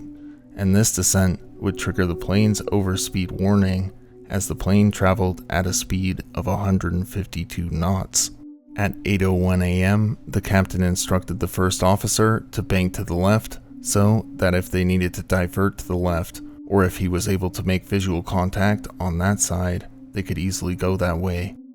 The first officer then asked the captain whether he was able to make visual contact, to which the captain replied that it was somewhat visual to the left, and further told the first officer that the flight's track was to the left, when, in actuality, they were off course and actually to the left of the track, and the plane further descended to an altitude of 10,300 feet as it continued to turn to the left. At 8:02 a.m., the plane continued its descent to an altitude of 10,200 feet and then began to bank slightly to the right, where the enhanced ground proximity warning system was again activated, this time blaring the terrain warning. A few seconds later, while still descending at 8:03 a.m. at an altitude of 10,100 feet, the warning advanced to the pull up warning, at which time the captain told the first officer not to worry about it, and at an altitude of 10,000 feet, the captain finally took control of the plane for himself. The captain then asked the first officer whether his side, the right side, was a visual, to which the first officer responded that it was not. The captain then quickly banked the plane to both the right and then to the left once more to try to establish visual contact with the ground, and continued to descend to an altitude of 9,850 feet. However, with still no visual contact at this altitude, the plane began to climb again. At an altitude of 9,920 feet, the captain noted to the first officer that a landmark known as the landslide was to their right, which was to the right of the flight track. The captain then said to the first officer, "What I will do is now I will turn to heading of Letty," he said, with Letty being another waypoint on the route, despite the pull up warning blaring in the background now for a full minute. The captain then noted that he would begin another climb at an altitude of 10,350 feet, and at this altitude, the plane began to climb and banked to the left at 25 degrees. At 8:04 a.m. and 3 seconds, the plane's altitude was recorded at an altitude of 10,700 feet with a left bank of 25 degrees and the pull up warning still sounding, when its belly struck the terrain below, which caused the plane to break apart violently, with the main fuselage of the wreck coming to rest at an altitude of 10,982 feet on the steeply sloped terrain, 77 meters apart from the initial impact site. Upon losing all communication with Flight 193 at 8:30 a.m., emergency search protocols were activated, and several helicopters were dispatched to search the flight path for the wreckage of the plane. However, due to the cloud cover, rescue teams were unable to spot the wreckage. Later, at 1:35 p.m. that afternoon, the burning wreckage was spotted by local villagers who reported their findings to authorities. Despite the difficult-to-reach location of the crash site, rescue teams rushed to the wreckage to search for survivors, but upon arriving and inspecting the carnage, it was soon apparent to investigators that there were no survivors of the crash, as all 23 people on board had perished. Furthermore, due to the initial terrain strike rupturing the fuel tanks and breaking off the wings of the plane, fuel was sprayed everywhere, which subsequently caused an inferno to envelop the wreckage. Most of the bodies of the victims were so badly burned by the blaze that they had to be identified by dental records, such as in the case with the captain, and many other remains, such as was the case with the co-pilot, were so badly charred that they could only be identified by DNA sampling. In the aftermath of the collision, an investigation by the Aircraft Accident Investigation Commission of Nepal was launched, which was assisted by experts from the American NTSB and Canadian TSB. The investigation team first scoured the wreckage site to determine whether the crash had been caused by a mechanical error and searched for the plane's cockpit voice recorder unit, known as the black box, which had tumbled down the slopes of the wreckage site, coming to rest nearly 1,000 meters below the original point of impact. Upon studying the wreckage further, the investigators found no evidence of mechanical failure, and upon inspecting the plane's maintenance record, they found no evidence of mechanical service lapses either. Their findings were bolstered by the recovery of the black box, which, after investigators listened to the audio recorded upon it, had painted a much clearer picture of what had transpired during this fateful flight for the investigation team. The inquest found that the crew aboard had made several blatant and severe errors during critical portions of the flight, and had deliberately chosen to ignore the potential hazards presented by the weather conditions. The investigation further noted that the crew's overall obliviousness about these weather conditions was baffling, as both of the alternative airports for the route were closed at the time of the flight due to the weather. Furthermore, the investigation's findings did note that it was highly possible that the crew deliberately decided to ignore the weather conditions in order to squeeze in more flights in order to earn some extra money, as the captain had been struggling to financially recover after the devastating magnitude 7.8 earthquake that had ravaged Nepal just a few months previously, a topic which I covered in another video a few weeks back if you'd like to know more about that. The report further noted that the crew had repeatedly entered the clouds during VFR flight, and the captain's overconfidence in his abilities and familiarity with the route, combined with disorientation from repeatedly entering the clouds, as well as the repeated instances of ignoring the warnings blaring from the enhanced ground proximity warning systems aboard the aircraft, all were found to be major contributing factors to the crash.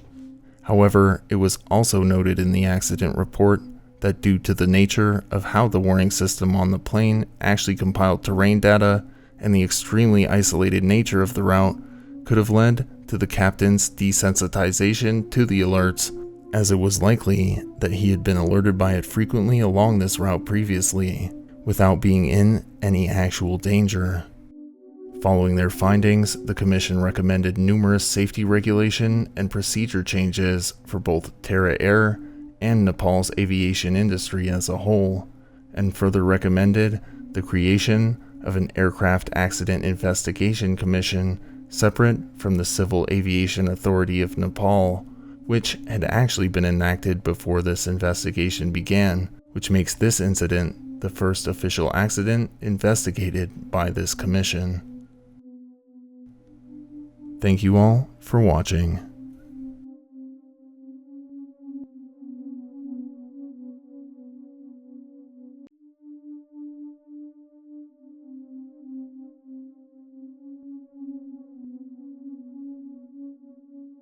Terra Air and its parent company, Yeti Airlines, are a pair of Nepalese airlines that offer chartered domestic flights across Nepal, ferrying passengers to and from a number of airports and airstrips across the country. If you're one of my longtime viewers, you're no doubt aware that I've featured both Terra Air and Yeti Airlines in multiple of my previous aviation-related videos, and likely already have a general sense of what to expect regarding the incident I'll be detailing in this video simply from seeing Terra Air in the title of the video, as Terra Air's entire existence as a separate entity from its parent airline, Yeti Airlines, is owed entirely to Yeti's infamy garnered from a number of fatal crashes throughout the years.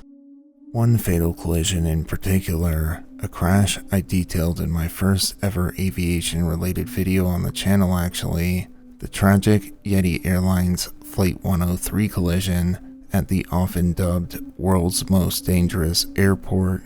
the Tenzing Hillary Airport in Lukla, Nepal in 2008, would garner international outrage after it was determined by investigators that the pilots of the aircraft had been pressured through the Yeti corporate chain of command to attempt the flight despite the pilots' concerns regarding poor weather conditions at Lukla.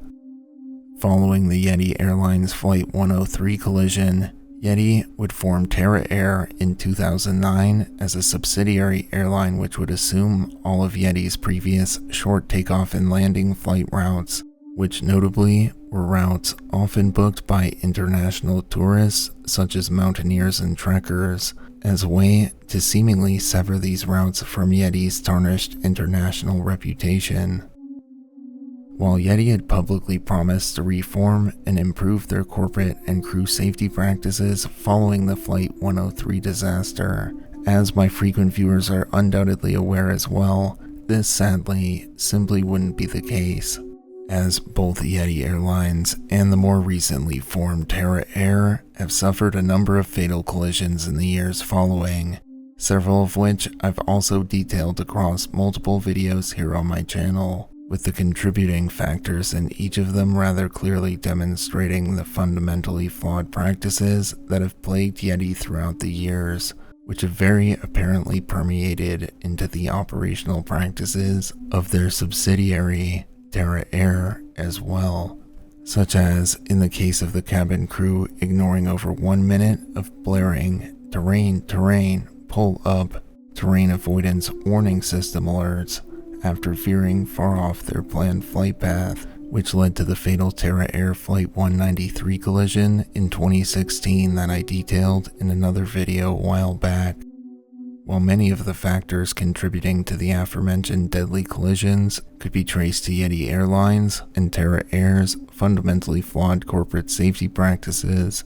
another factor in these collisions, other than pilot error, that I can't neglect to mention is the inherent difficulty of navigating the skies of Nepal, as the nation features some of the world's most dangerous and treacherous airspaces, thanks in large part to the many massive peaks of the Himalayas that serve as the nation's backbone.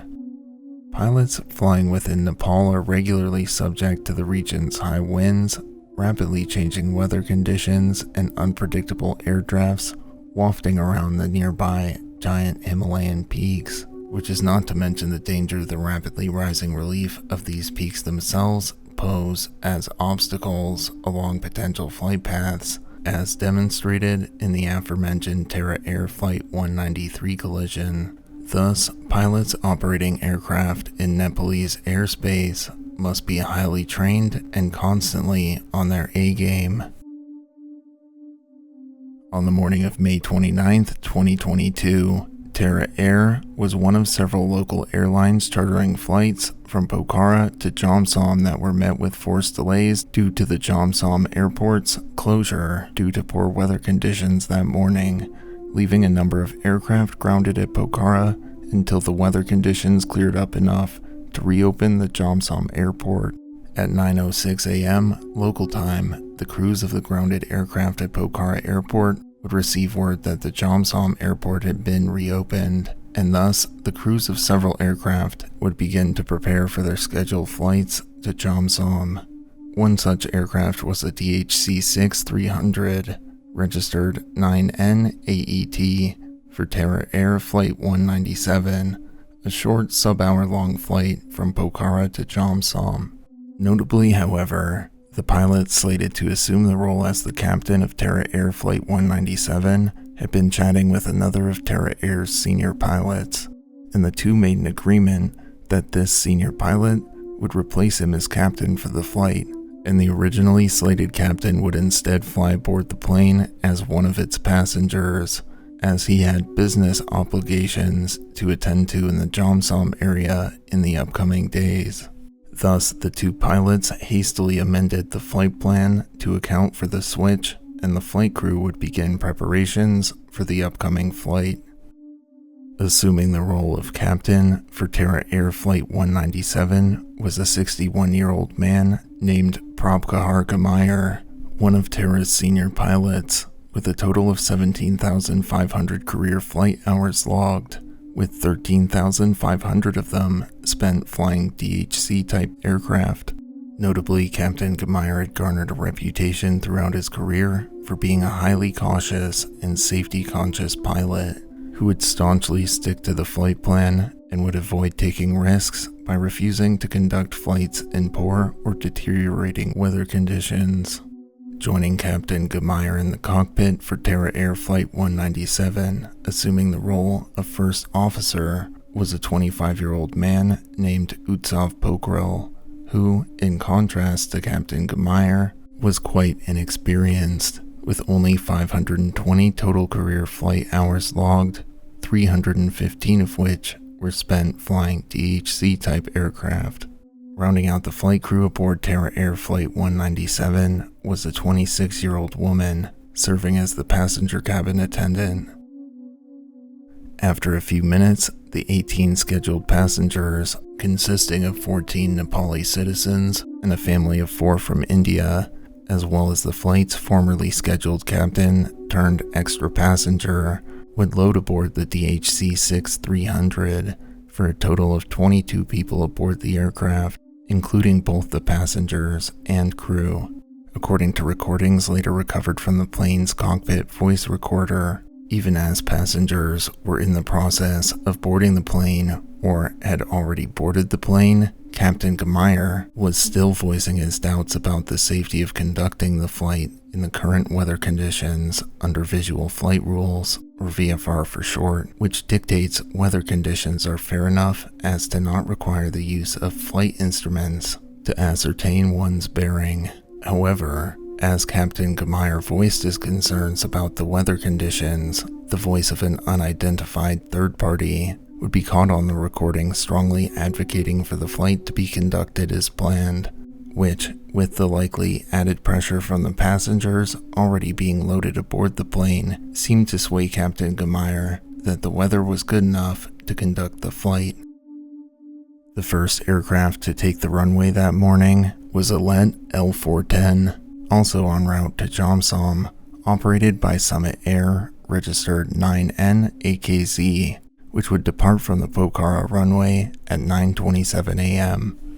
A few minutes later at 9:50 a.m., 9N-AKZ would report an altitude of 12,500 feet and reported the weather conditions as mostly clear with patches of cloud cover. Upon receiving the reported weather conditions from 9N-AKZ, another Summit Air operated Let L410, registered 9N-AMG, Summit Air Flight 601, which was also bound for Jomsom and originally slated for takeoff following Terra Air Flight 197, would proceed to line up for takeoff ahead of Terra 197, an act which seemingly further bolstered Captain Gemeyer's growing confidence that the weather conditions were suitable to conduct the flight safely, and the crew of Terra 197 would proceed to make final preparations in the cockpit before lining up for takeoff behind Summit 601.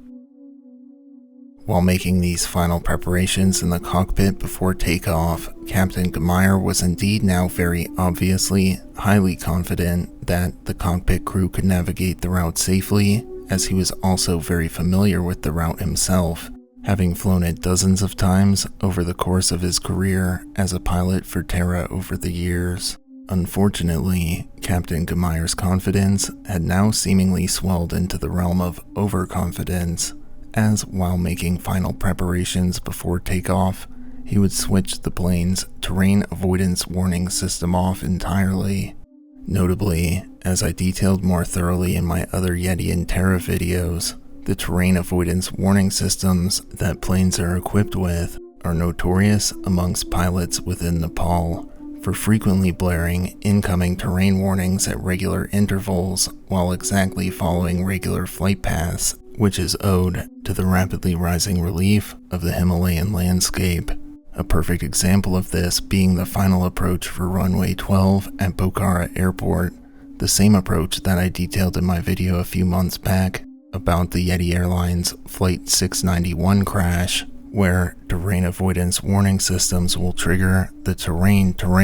pull up alert just before making the final, rather sharp left turn before approaching the runway. Thus, as a result of being frequently barraged with these warnings, usually when in no imminent danger, these terrain avoidance warning system alerts are viewed as more of an annoyance than anything by most local pilots, which is why Captain Gemeyer's decision to disable the system entirely wasn't viewed as entirely unprecedented, and likely why the first officer didn't protest or seemingly even acknowledge his decision to do so verbally whatsoever. And it was this fateful decision to disable the terrain avoidance warning system that, unfortunately, seemingly sealed the fates of all 22 people aboard the aircraft that morning.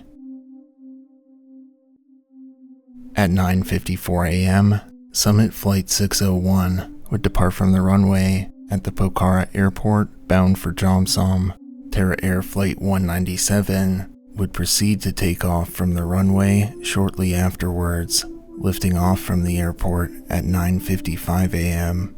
After making a few sharp turns immediately after departing the airport, Terra 197 would follow a heading of 345 degrees before merging to a heading of 305 degrees over Godapani, and this first leg of the flight seemingly went off without issue, as a few minutes later, at 9:59 a.m., Captain Gmeyer would state over the radio, quote, "Now on course, 6,000 climbing, and ETA Jomsom 32. Notably, Jomsom 32 is in reference to their estimated arrival time in Jomsom being 10:17 a.m. local time, which is a unique quirk of Nepal's bizarre local time zone, which is offset from Universal Coordinated Time, or UTC, by an increment of 45 minutes, with plus 545 UTC used to calculate Nepal local time. Air traffic communications refer to times using UTC to avoid confusion, and so 10:17 a.m. local Nepal time is the same as 4:32 UTC. I've always just quietly done this conversion for all of my previous videos when times are stated or recorded specifically in UTC, as to better convey a clearer understanding of the conditions at the time, but I figured this was a good time to mention it, in case you may have been confused as to Jomsom 32's meaning. Anyways, at 10:06 a.m., Terra 197 would again make radio contact with Pokhara Tower and reported an altitude of 12,000 feet, climbing for 12,500. 7 seconds following this report, Pokhara Tower would respond by asking if they would like to change their flight level, to which Captain Gmeyer responded, quote, "No ma'am, we've crossed Godapani and would like to be on." Pokhara Tower would then instruct them to contact the Jomsom Tower on radio frequency 122.5. However, following this final radio contact with Pokhara Tower, Captain Gmeyer would begin to audibly lament his displeasure with the weather conditions along this final leg of the brief flight, notably scornfully admonishing other pilots for attempting VFR flights in such cloudy conditions. However, Captain Gmeyer's concerns were again assuaged after making brief radio contact with Summit 601 just ahead of them, who advised them that it was in fact safe to proceed. At 10:11 a.m., Terra 197 would make radio contact with Jomsom Tower, who informed Terra 197 of the weather conditions at the airport, stating, quote, "Wind southwesterly up to 30 knots, QNH 1019, temp 18. Which Captain Gmeyer would reconfirm with the tower twice in return, specifically hoping to inquire whether the wind was near its maximum speed of 30 knots. These would be the final radio communications received from Terra 197, as just moments later, disaster would strike. In the moments following Terra 197's final radio transmission to Jomsom Tower, the cockpit voice recorder would reveal that Captain Gmeyer continued to complain about the cloudy weather conditions, and as the aircraft began to enter into the cloud cover, he began to attempt to maneuver the aircraft out of the clouds, which had fully enshrouded the plane, and thus Captain Gmeyer's focus solely shifted towards maneuvering the plane out of the clouds, focusing on steering the plane towards light and brighter areas, believing that this would help the aircraft avoid hitting any obstacles, while also leading it out from the cloud cover. Due to the terrain avoidance warning system having been disabled entirely, neither Captain Gmeyer nor First Officer Pokral were aware that their evasive maneuvers to avoid the clouds had put them directly on course with Sanusare Mountain, which itself is located on the lower slopes of Tukuche Peak, which is located directly next to the 8,000 meter peak Dalugiri. 3 seconds before the plane impacted the mountainside, despite the terrain avoidance warning system having been disabled, an ARL ground proximity warning alert would sound in the cockpit, alerting the cockpit crew to their imminent doom just mere moments before the plane slammed into the mountainside at an altitude of 13,287 feet, instantly killing all 22 souls aboard Terra Air Flight 197.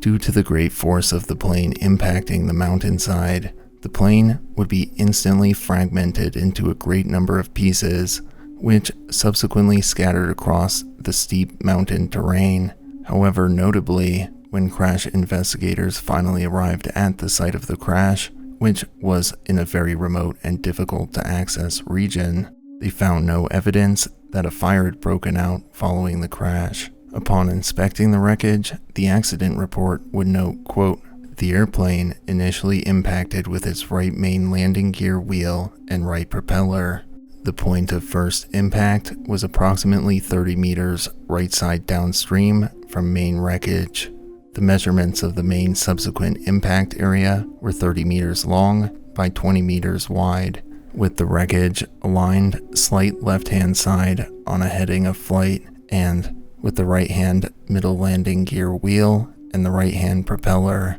The aircraft moved ahead with a left-hand roll, and the aircraft's main fuselage impacted on the ridge at left-hand side of the flight path. The right-hand propeller was found detached from the engine at the impact and stuck in the ground with its propeller blade in fine pitch. The left-hand engine and the stabilizer along with the rudder were found in the gorge downstream right-hand side of the main wreckage area. The right-hand engine was found along with the right-hand wing, the report states.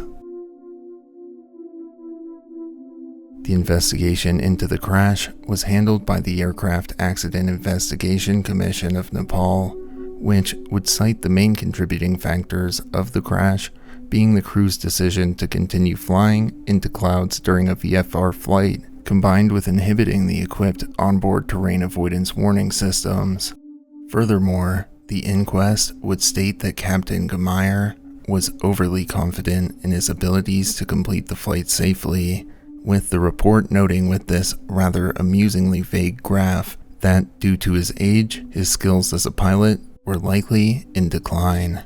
Another obvious factor related to Captain Gemeyer's overconfidence is the external pressures he likely felt when making crucial decisions, such as from the waiting passengers, the unknown third voice in the cockpit, as well as from the other pilots from the other flights to Jomsom that morning, as the report would note that Captain Gemeyer was the most senior pilot of any of the pilots who were headed to Jomsom, and their confidence in conducting their own flights, as well as their direct encouragement to Captain Gemeyer, further influenced his decision to conduct the flight despite his previous doubts regarding the weather conditions.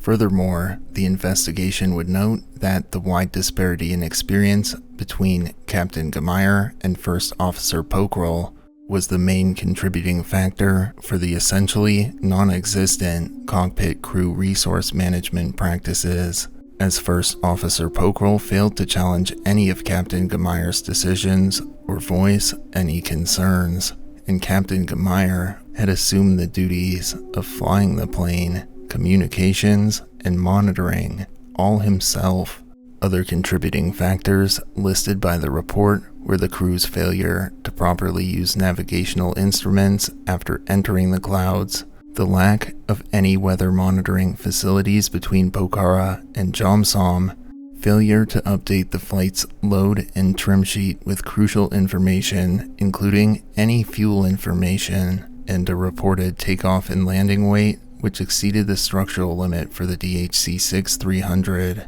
with the latter two issues being more indicative of corporate policies within Terra Air as a whole. Thank you all for watching.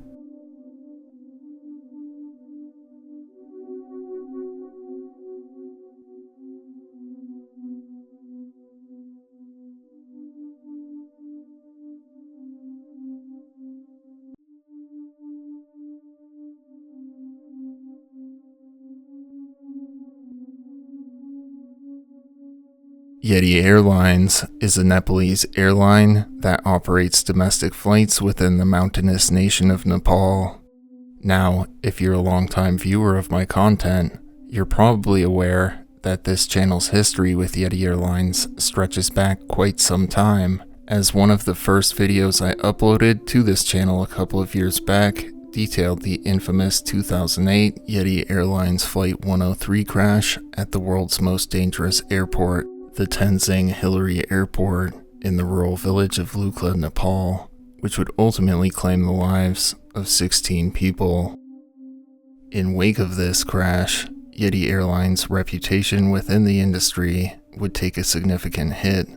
especially after the official inquiry into the incident found that Yeti itself and the culture within the company's operations had significantly contributed to the accident's occurrence.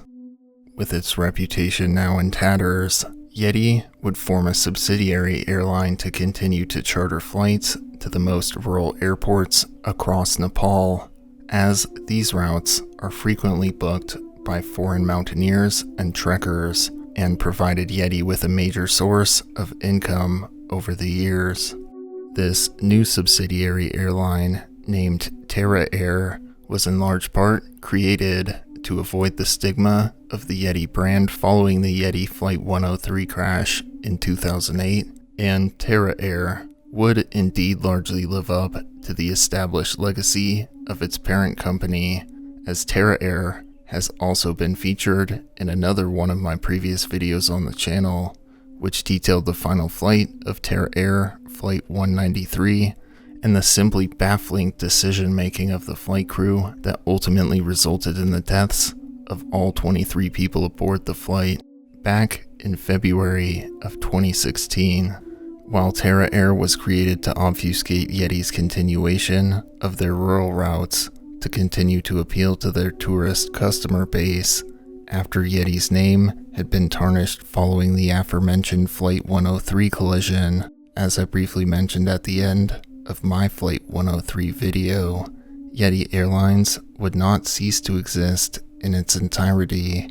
and would in fact continue to charter flights along a number of routes across Nepal. With Terra Air assuming their rural flight routes, Yeti would primarily charter flights between Nepal's capital city, Kathmandu, and other more developed metropolitan areas in Nepal. These routes primarily appeal to domestic Nepalese passengers, and thus Yeti wouldn't also rebrand these flights to Terra Air, as they wagered that the Flight 103 crash and the wave of backlash in its wake would not have as nearly as significant of an impact on domestic travelers, at least not to the point that it would outweigh the previously established brand recognition of Yeti Airlines within Nepal, and thus necessitate a name change. Their predictions would in fact hold significant merit and would turn out to be generally true, as over the course of the following decade, Yeti would flourish and would become one of the largest domestic airlines within Nepal. However, this newfound success aside, most of Yeti Airlines' operational practices would remain largely the same, despite a number of crashes mostly involving their subsidiary airline, Terra Air, over the course of these years, including the aforementioned Terra Air Flight 193 collision. Thus, it was only a matter of time until these practices within Yeti Airlines operations would again result in yet another deadly collision, although this time, the collision would result in the deadliest air crash in Nepal in over 30 years.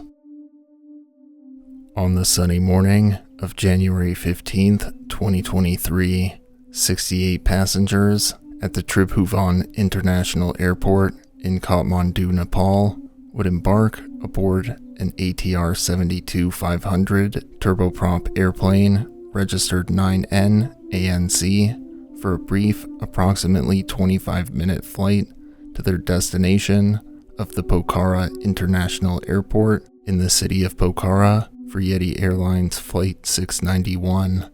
These 68 passengers consisted of 36 men, 22 women, 3 children, as well as 3 infants, with 49 of the passengers hailing from Nepal, 5 from India, 4 from Russia, 2 from South Korea, 1 from Argentina, one from Australia, one from France, and one from the United Kingdom. The passengers were accompanied on the flight by 4 crew members, bringing the number of souls on board the aircraft to a total of 72 people. The cockpit crew on this flight would stray a bit from the typical cockpit hierarchy of a captain who is first in command and a first officer who is second in command, as this flight would notably sport 2 captains instead. The captain assuming the left-hand side captain's seat and assuming primary control of the aircraft, as the pilot flying was a 44-year-old woman named Anju Katiwada, who had logged a total of 6,396 career flight hours and a total of 186 flight hours operating ATR-type aircrafts. The captain seated in the right-hand first officer's seat in the cockpit, assuming the role of pilot monitoring for the flight, was a 58-year-old man named Kamal KC, who had logged a total of 29,901 flight hours over the span of his career, with a total of 3,300 hours spent operating ATR-type aircrafts. While Kamal was in fact the far more experienced pilot of the pair, he was aboard the aircraft as an ATR instructor pilot to oversee Anju, with the day's flight serving as her test before she was officially granted an ATR certificate to become captain for future flights. Rounding out the crew members aboard the aircraft for the flight were 2 cabin hostesses, a woman named Ocean Ale Magar, who notably had a decently large online following on TikTok and posted a short clip of herself aboard the plane just before the passengers would embark, as well as a woman named Surjana Hongthun. Notably, the crew aboard the aircraft had already completed 2 previous flights earlier that morning along the same route, as their first flight of the day had followed the exact same route they would intend to follow, with service from Kathmandu to Pokhara, followed by a return flight from Pokhara to Kathmandu, where they would pick up this group of passengers for another flight to Pokhara and back. At approximately 10:30 a.m., the cockpit crew would receive clearance from air traffic controllers to proceed for takeoff, and the ATR 72-500 would achieve liftoff from the airport's runway at 10:33 a.m. that morning. The weather conditions that day were clear and sunny, with a reported 6 to 7 kilometer visibility range, with wind speeds ranging from 3 to 5 knots, and an outside air temperature of 14 degrees Celsius. After the aircraft had reached its desired cruising altitude, the 2 pilots would begin to chat and debate the best method to land the plane at the newly constructed Pokhara Airport's runways, as the approach to the airport's runways was notably difficult, particularly runway 12, which required a sharp turn to align the aircraft correctly during the final approach, and in fact, inspectors had noted the dangers of potential terrain hazards and the sharp turn needed to approach runway 12 during the airport's construction. The cockpit crew's lively discussion would continue throughout the duration of the flight. However, they were briefly interrupted by 2 ground proximity warning system alerts in the latter half of the flight, which is a common occurrence for flights in the region and has led to a general desensitization to the alerts amongst local pilots, a phenomenon which I delved into much deeper in my video about Terra Airlines Flight 193, if you're curious as to why this is the case. And these 2 alerts were ignored, as they did little other than interrupt the duo's conversation during the flight. Upon making contact with the air traffic control tower at Pokhara International Airport, they were assigned to runway 30 for landing, which notably sports a much easier landing approach than runway 12. However, the cockpit crew would request to land on runway 12 instead, as they landed on runway 30 and had departed from runway 12 during their first round trip, and after making this request, they were granted clearance from Pokhara Tower to do so. This decision, presumably, had been made so Anju, the pilot flying, could gain additional experience while under the watch of an instructor pilot. However, the cockpit crew would in fact never actually mention any reasoning for doing this outright, even amongst themselves. At 10:51 a.m. and 36 seconds, they would begin their final approach from 15 miles away from the airport and aligned the aircraft along the landing track for runway 12. At 10:56 a.m. and 27 seconds, the pilot flying would disengage the autopilot at an altitude of 721 feet and would subsequently call for flaps 30 at 10:56 and 32 seconds, with the pilot monitoring replying flaps 30 and continue descent in response. However, despite his affirmation, the flight data recorder would indicate that at this time, the flaps had not been moved at all. However, it was indicated that the propeller rotation speed was reduced to sub 25% and the torque rapidly decreased to 0% not long after. This is because instead of setting the flaps to 30 degrees, the pilot flying had instead mistakenly feathered the plane's propellers, which is a feature of turboprop planes where the pitch of the propellers is turned outwards and parallel with the oncoming airflow in order to reduce drag and adverse yaw, primarily in the event of an engine's failure during flight. Just a few seconds after the pilot monitoring's affirmation, at 10:56 a.m. and 36 seconds, the aircraft's master caution chime would sound, and the cockpit crew would begin running through their before landing checklist after reducing the power level angle from 44% to 41%. However, while running through the checklist, they failed to identify that the flaps were not set to 30 degrees before they began to bank into a left-hand turn for the final approach. At 10:56 a.m. and 50 seconds, they reached an altitude of 500 feet, and a loud click was also heard in the background following the altitude call-out. At this point, the aircraft's engines were in in-flight idle mode in order to prevent over-torquing. As the plane would begin to bank to the left at 30 degrees as planned, 4 seconds after beginning the turn, the yaw damper would disconnect, which prompted the pilot flying to ask the pilot monitoring whether to continue making the turn and whether she should continue the descent, to which the pilot monitoring replied that she should continue the turn and that she should continue the descent and that she should apply a bit of power if she felt that it was necessary. At 10:56 a.m. and 54 seconds, another loud click rang out in the cockpit, followed by the flaps moving to the 30 degrees position. At 10:57 a.m. and 7 seconds, air traffic control would give final clearance for landing. However, air traffic controllers would not receive any response from the cockpit crew, as the pilot flying had at this point realized that there was no power coming from the engines, which she called out twice to the pilot monitoring,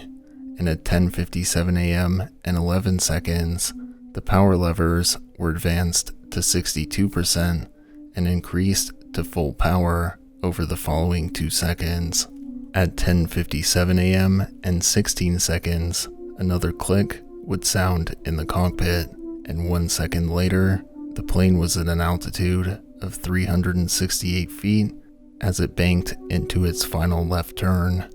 2 seconds after the click sounded, control of the aircraft was handed over to the pilot monitoring, and at 10:57 a.m. and 20 seconds, Anju would again state that there was no power coming from the engines.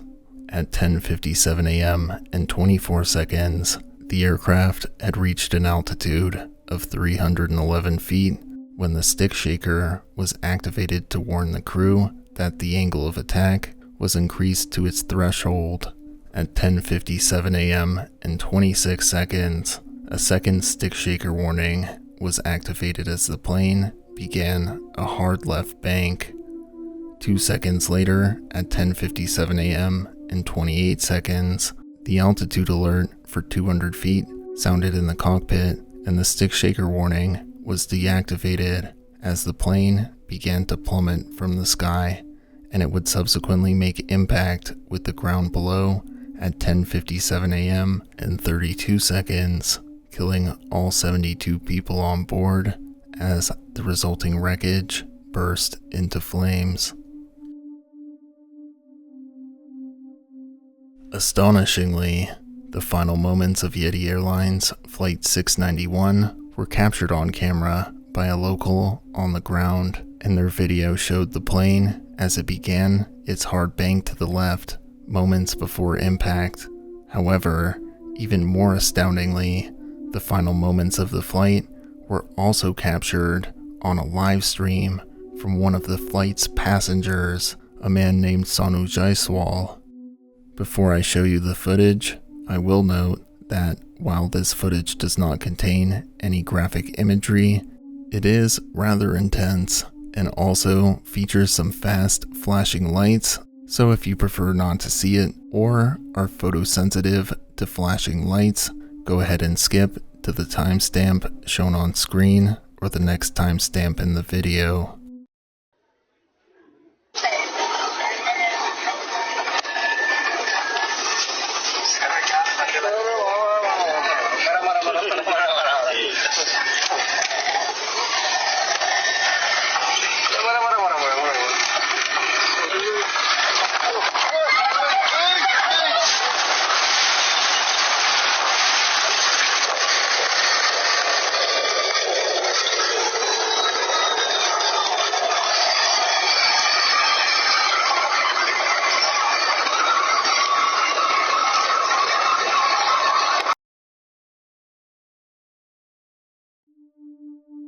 In the immediate aftermath of the collision, which miraculously avoided damaging any nearby homes or infrastructure, search and rescue teams were immediately deployed to the scene to search for potential survivors. However, upon their arrival, it became immediately apparent that none had survived the impact.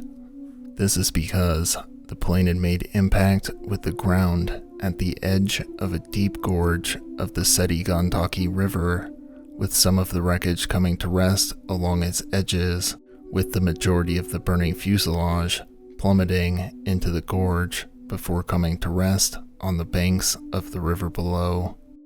After the fire had been extinguished, a large majority of the fuselage had been almost completely destroyed by the fire.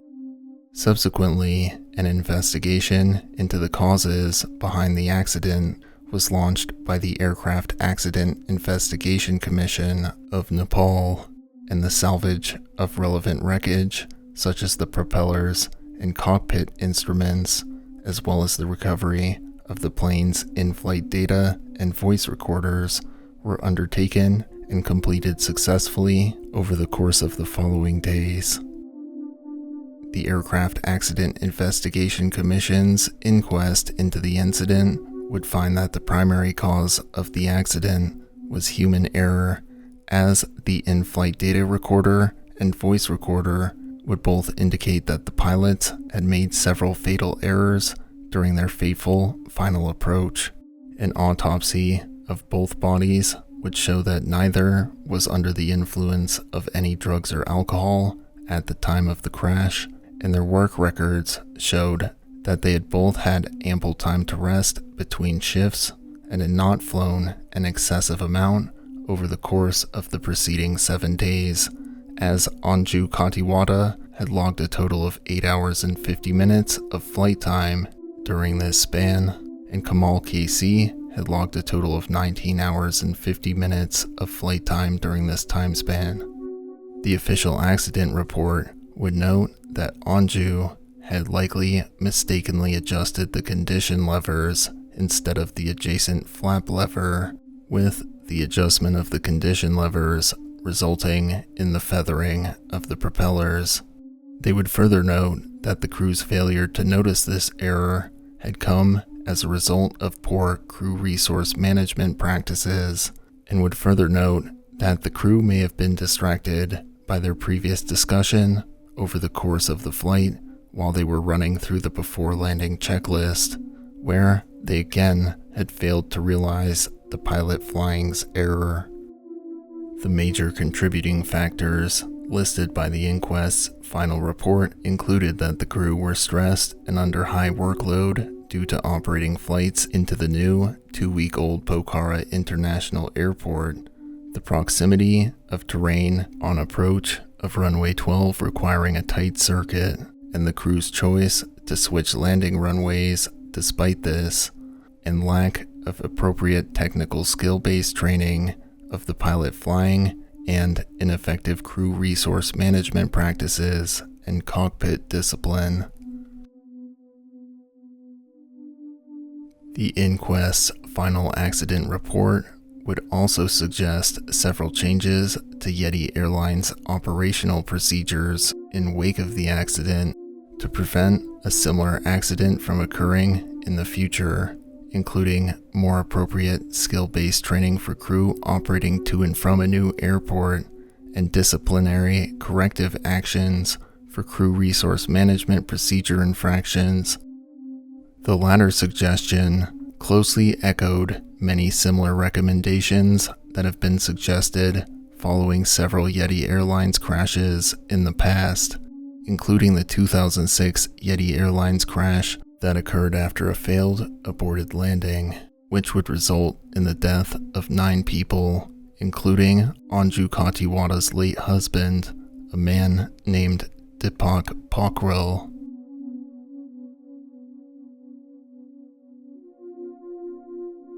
Thank you all for watching.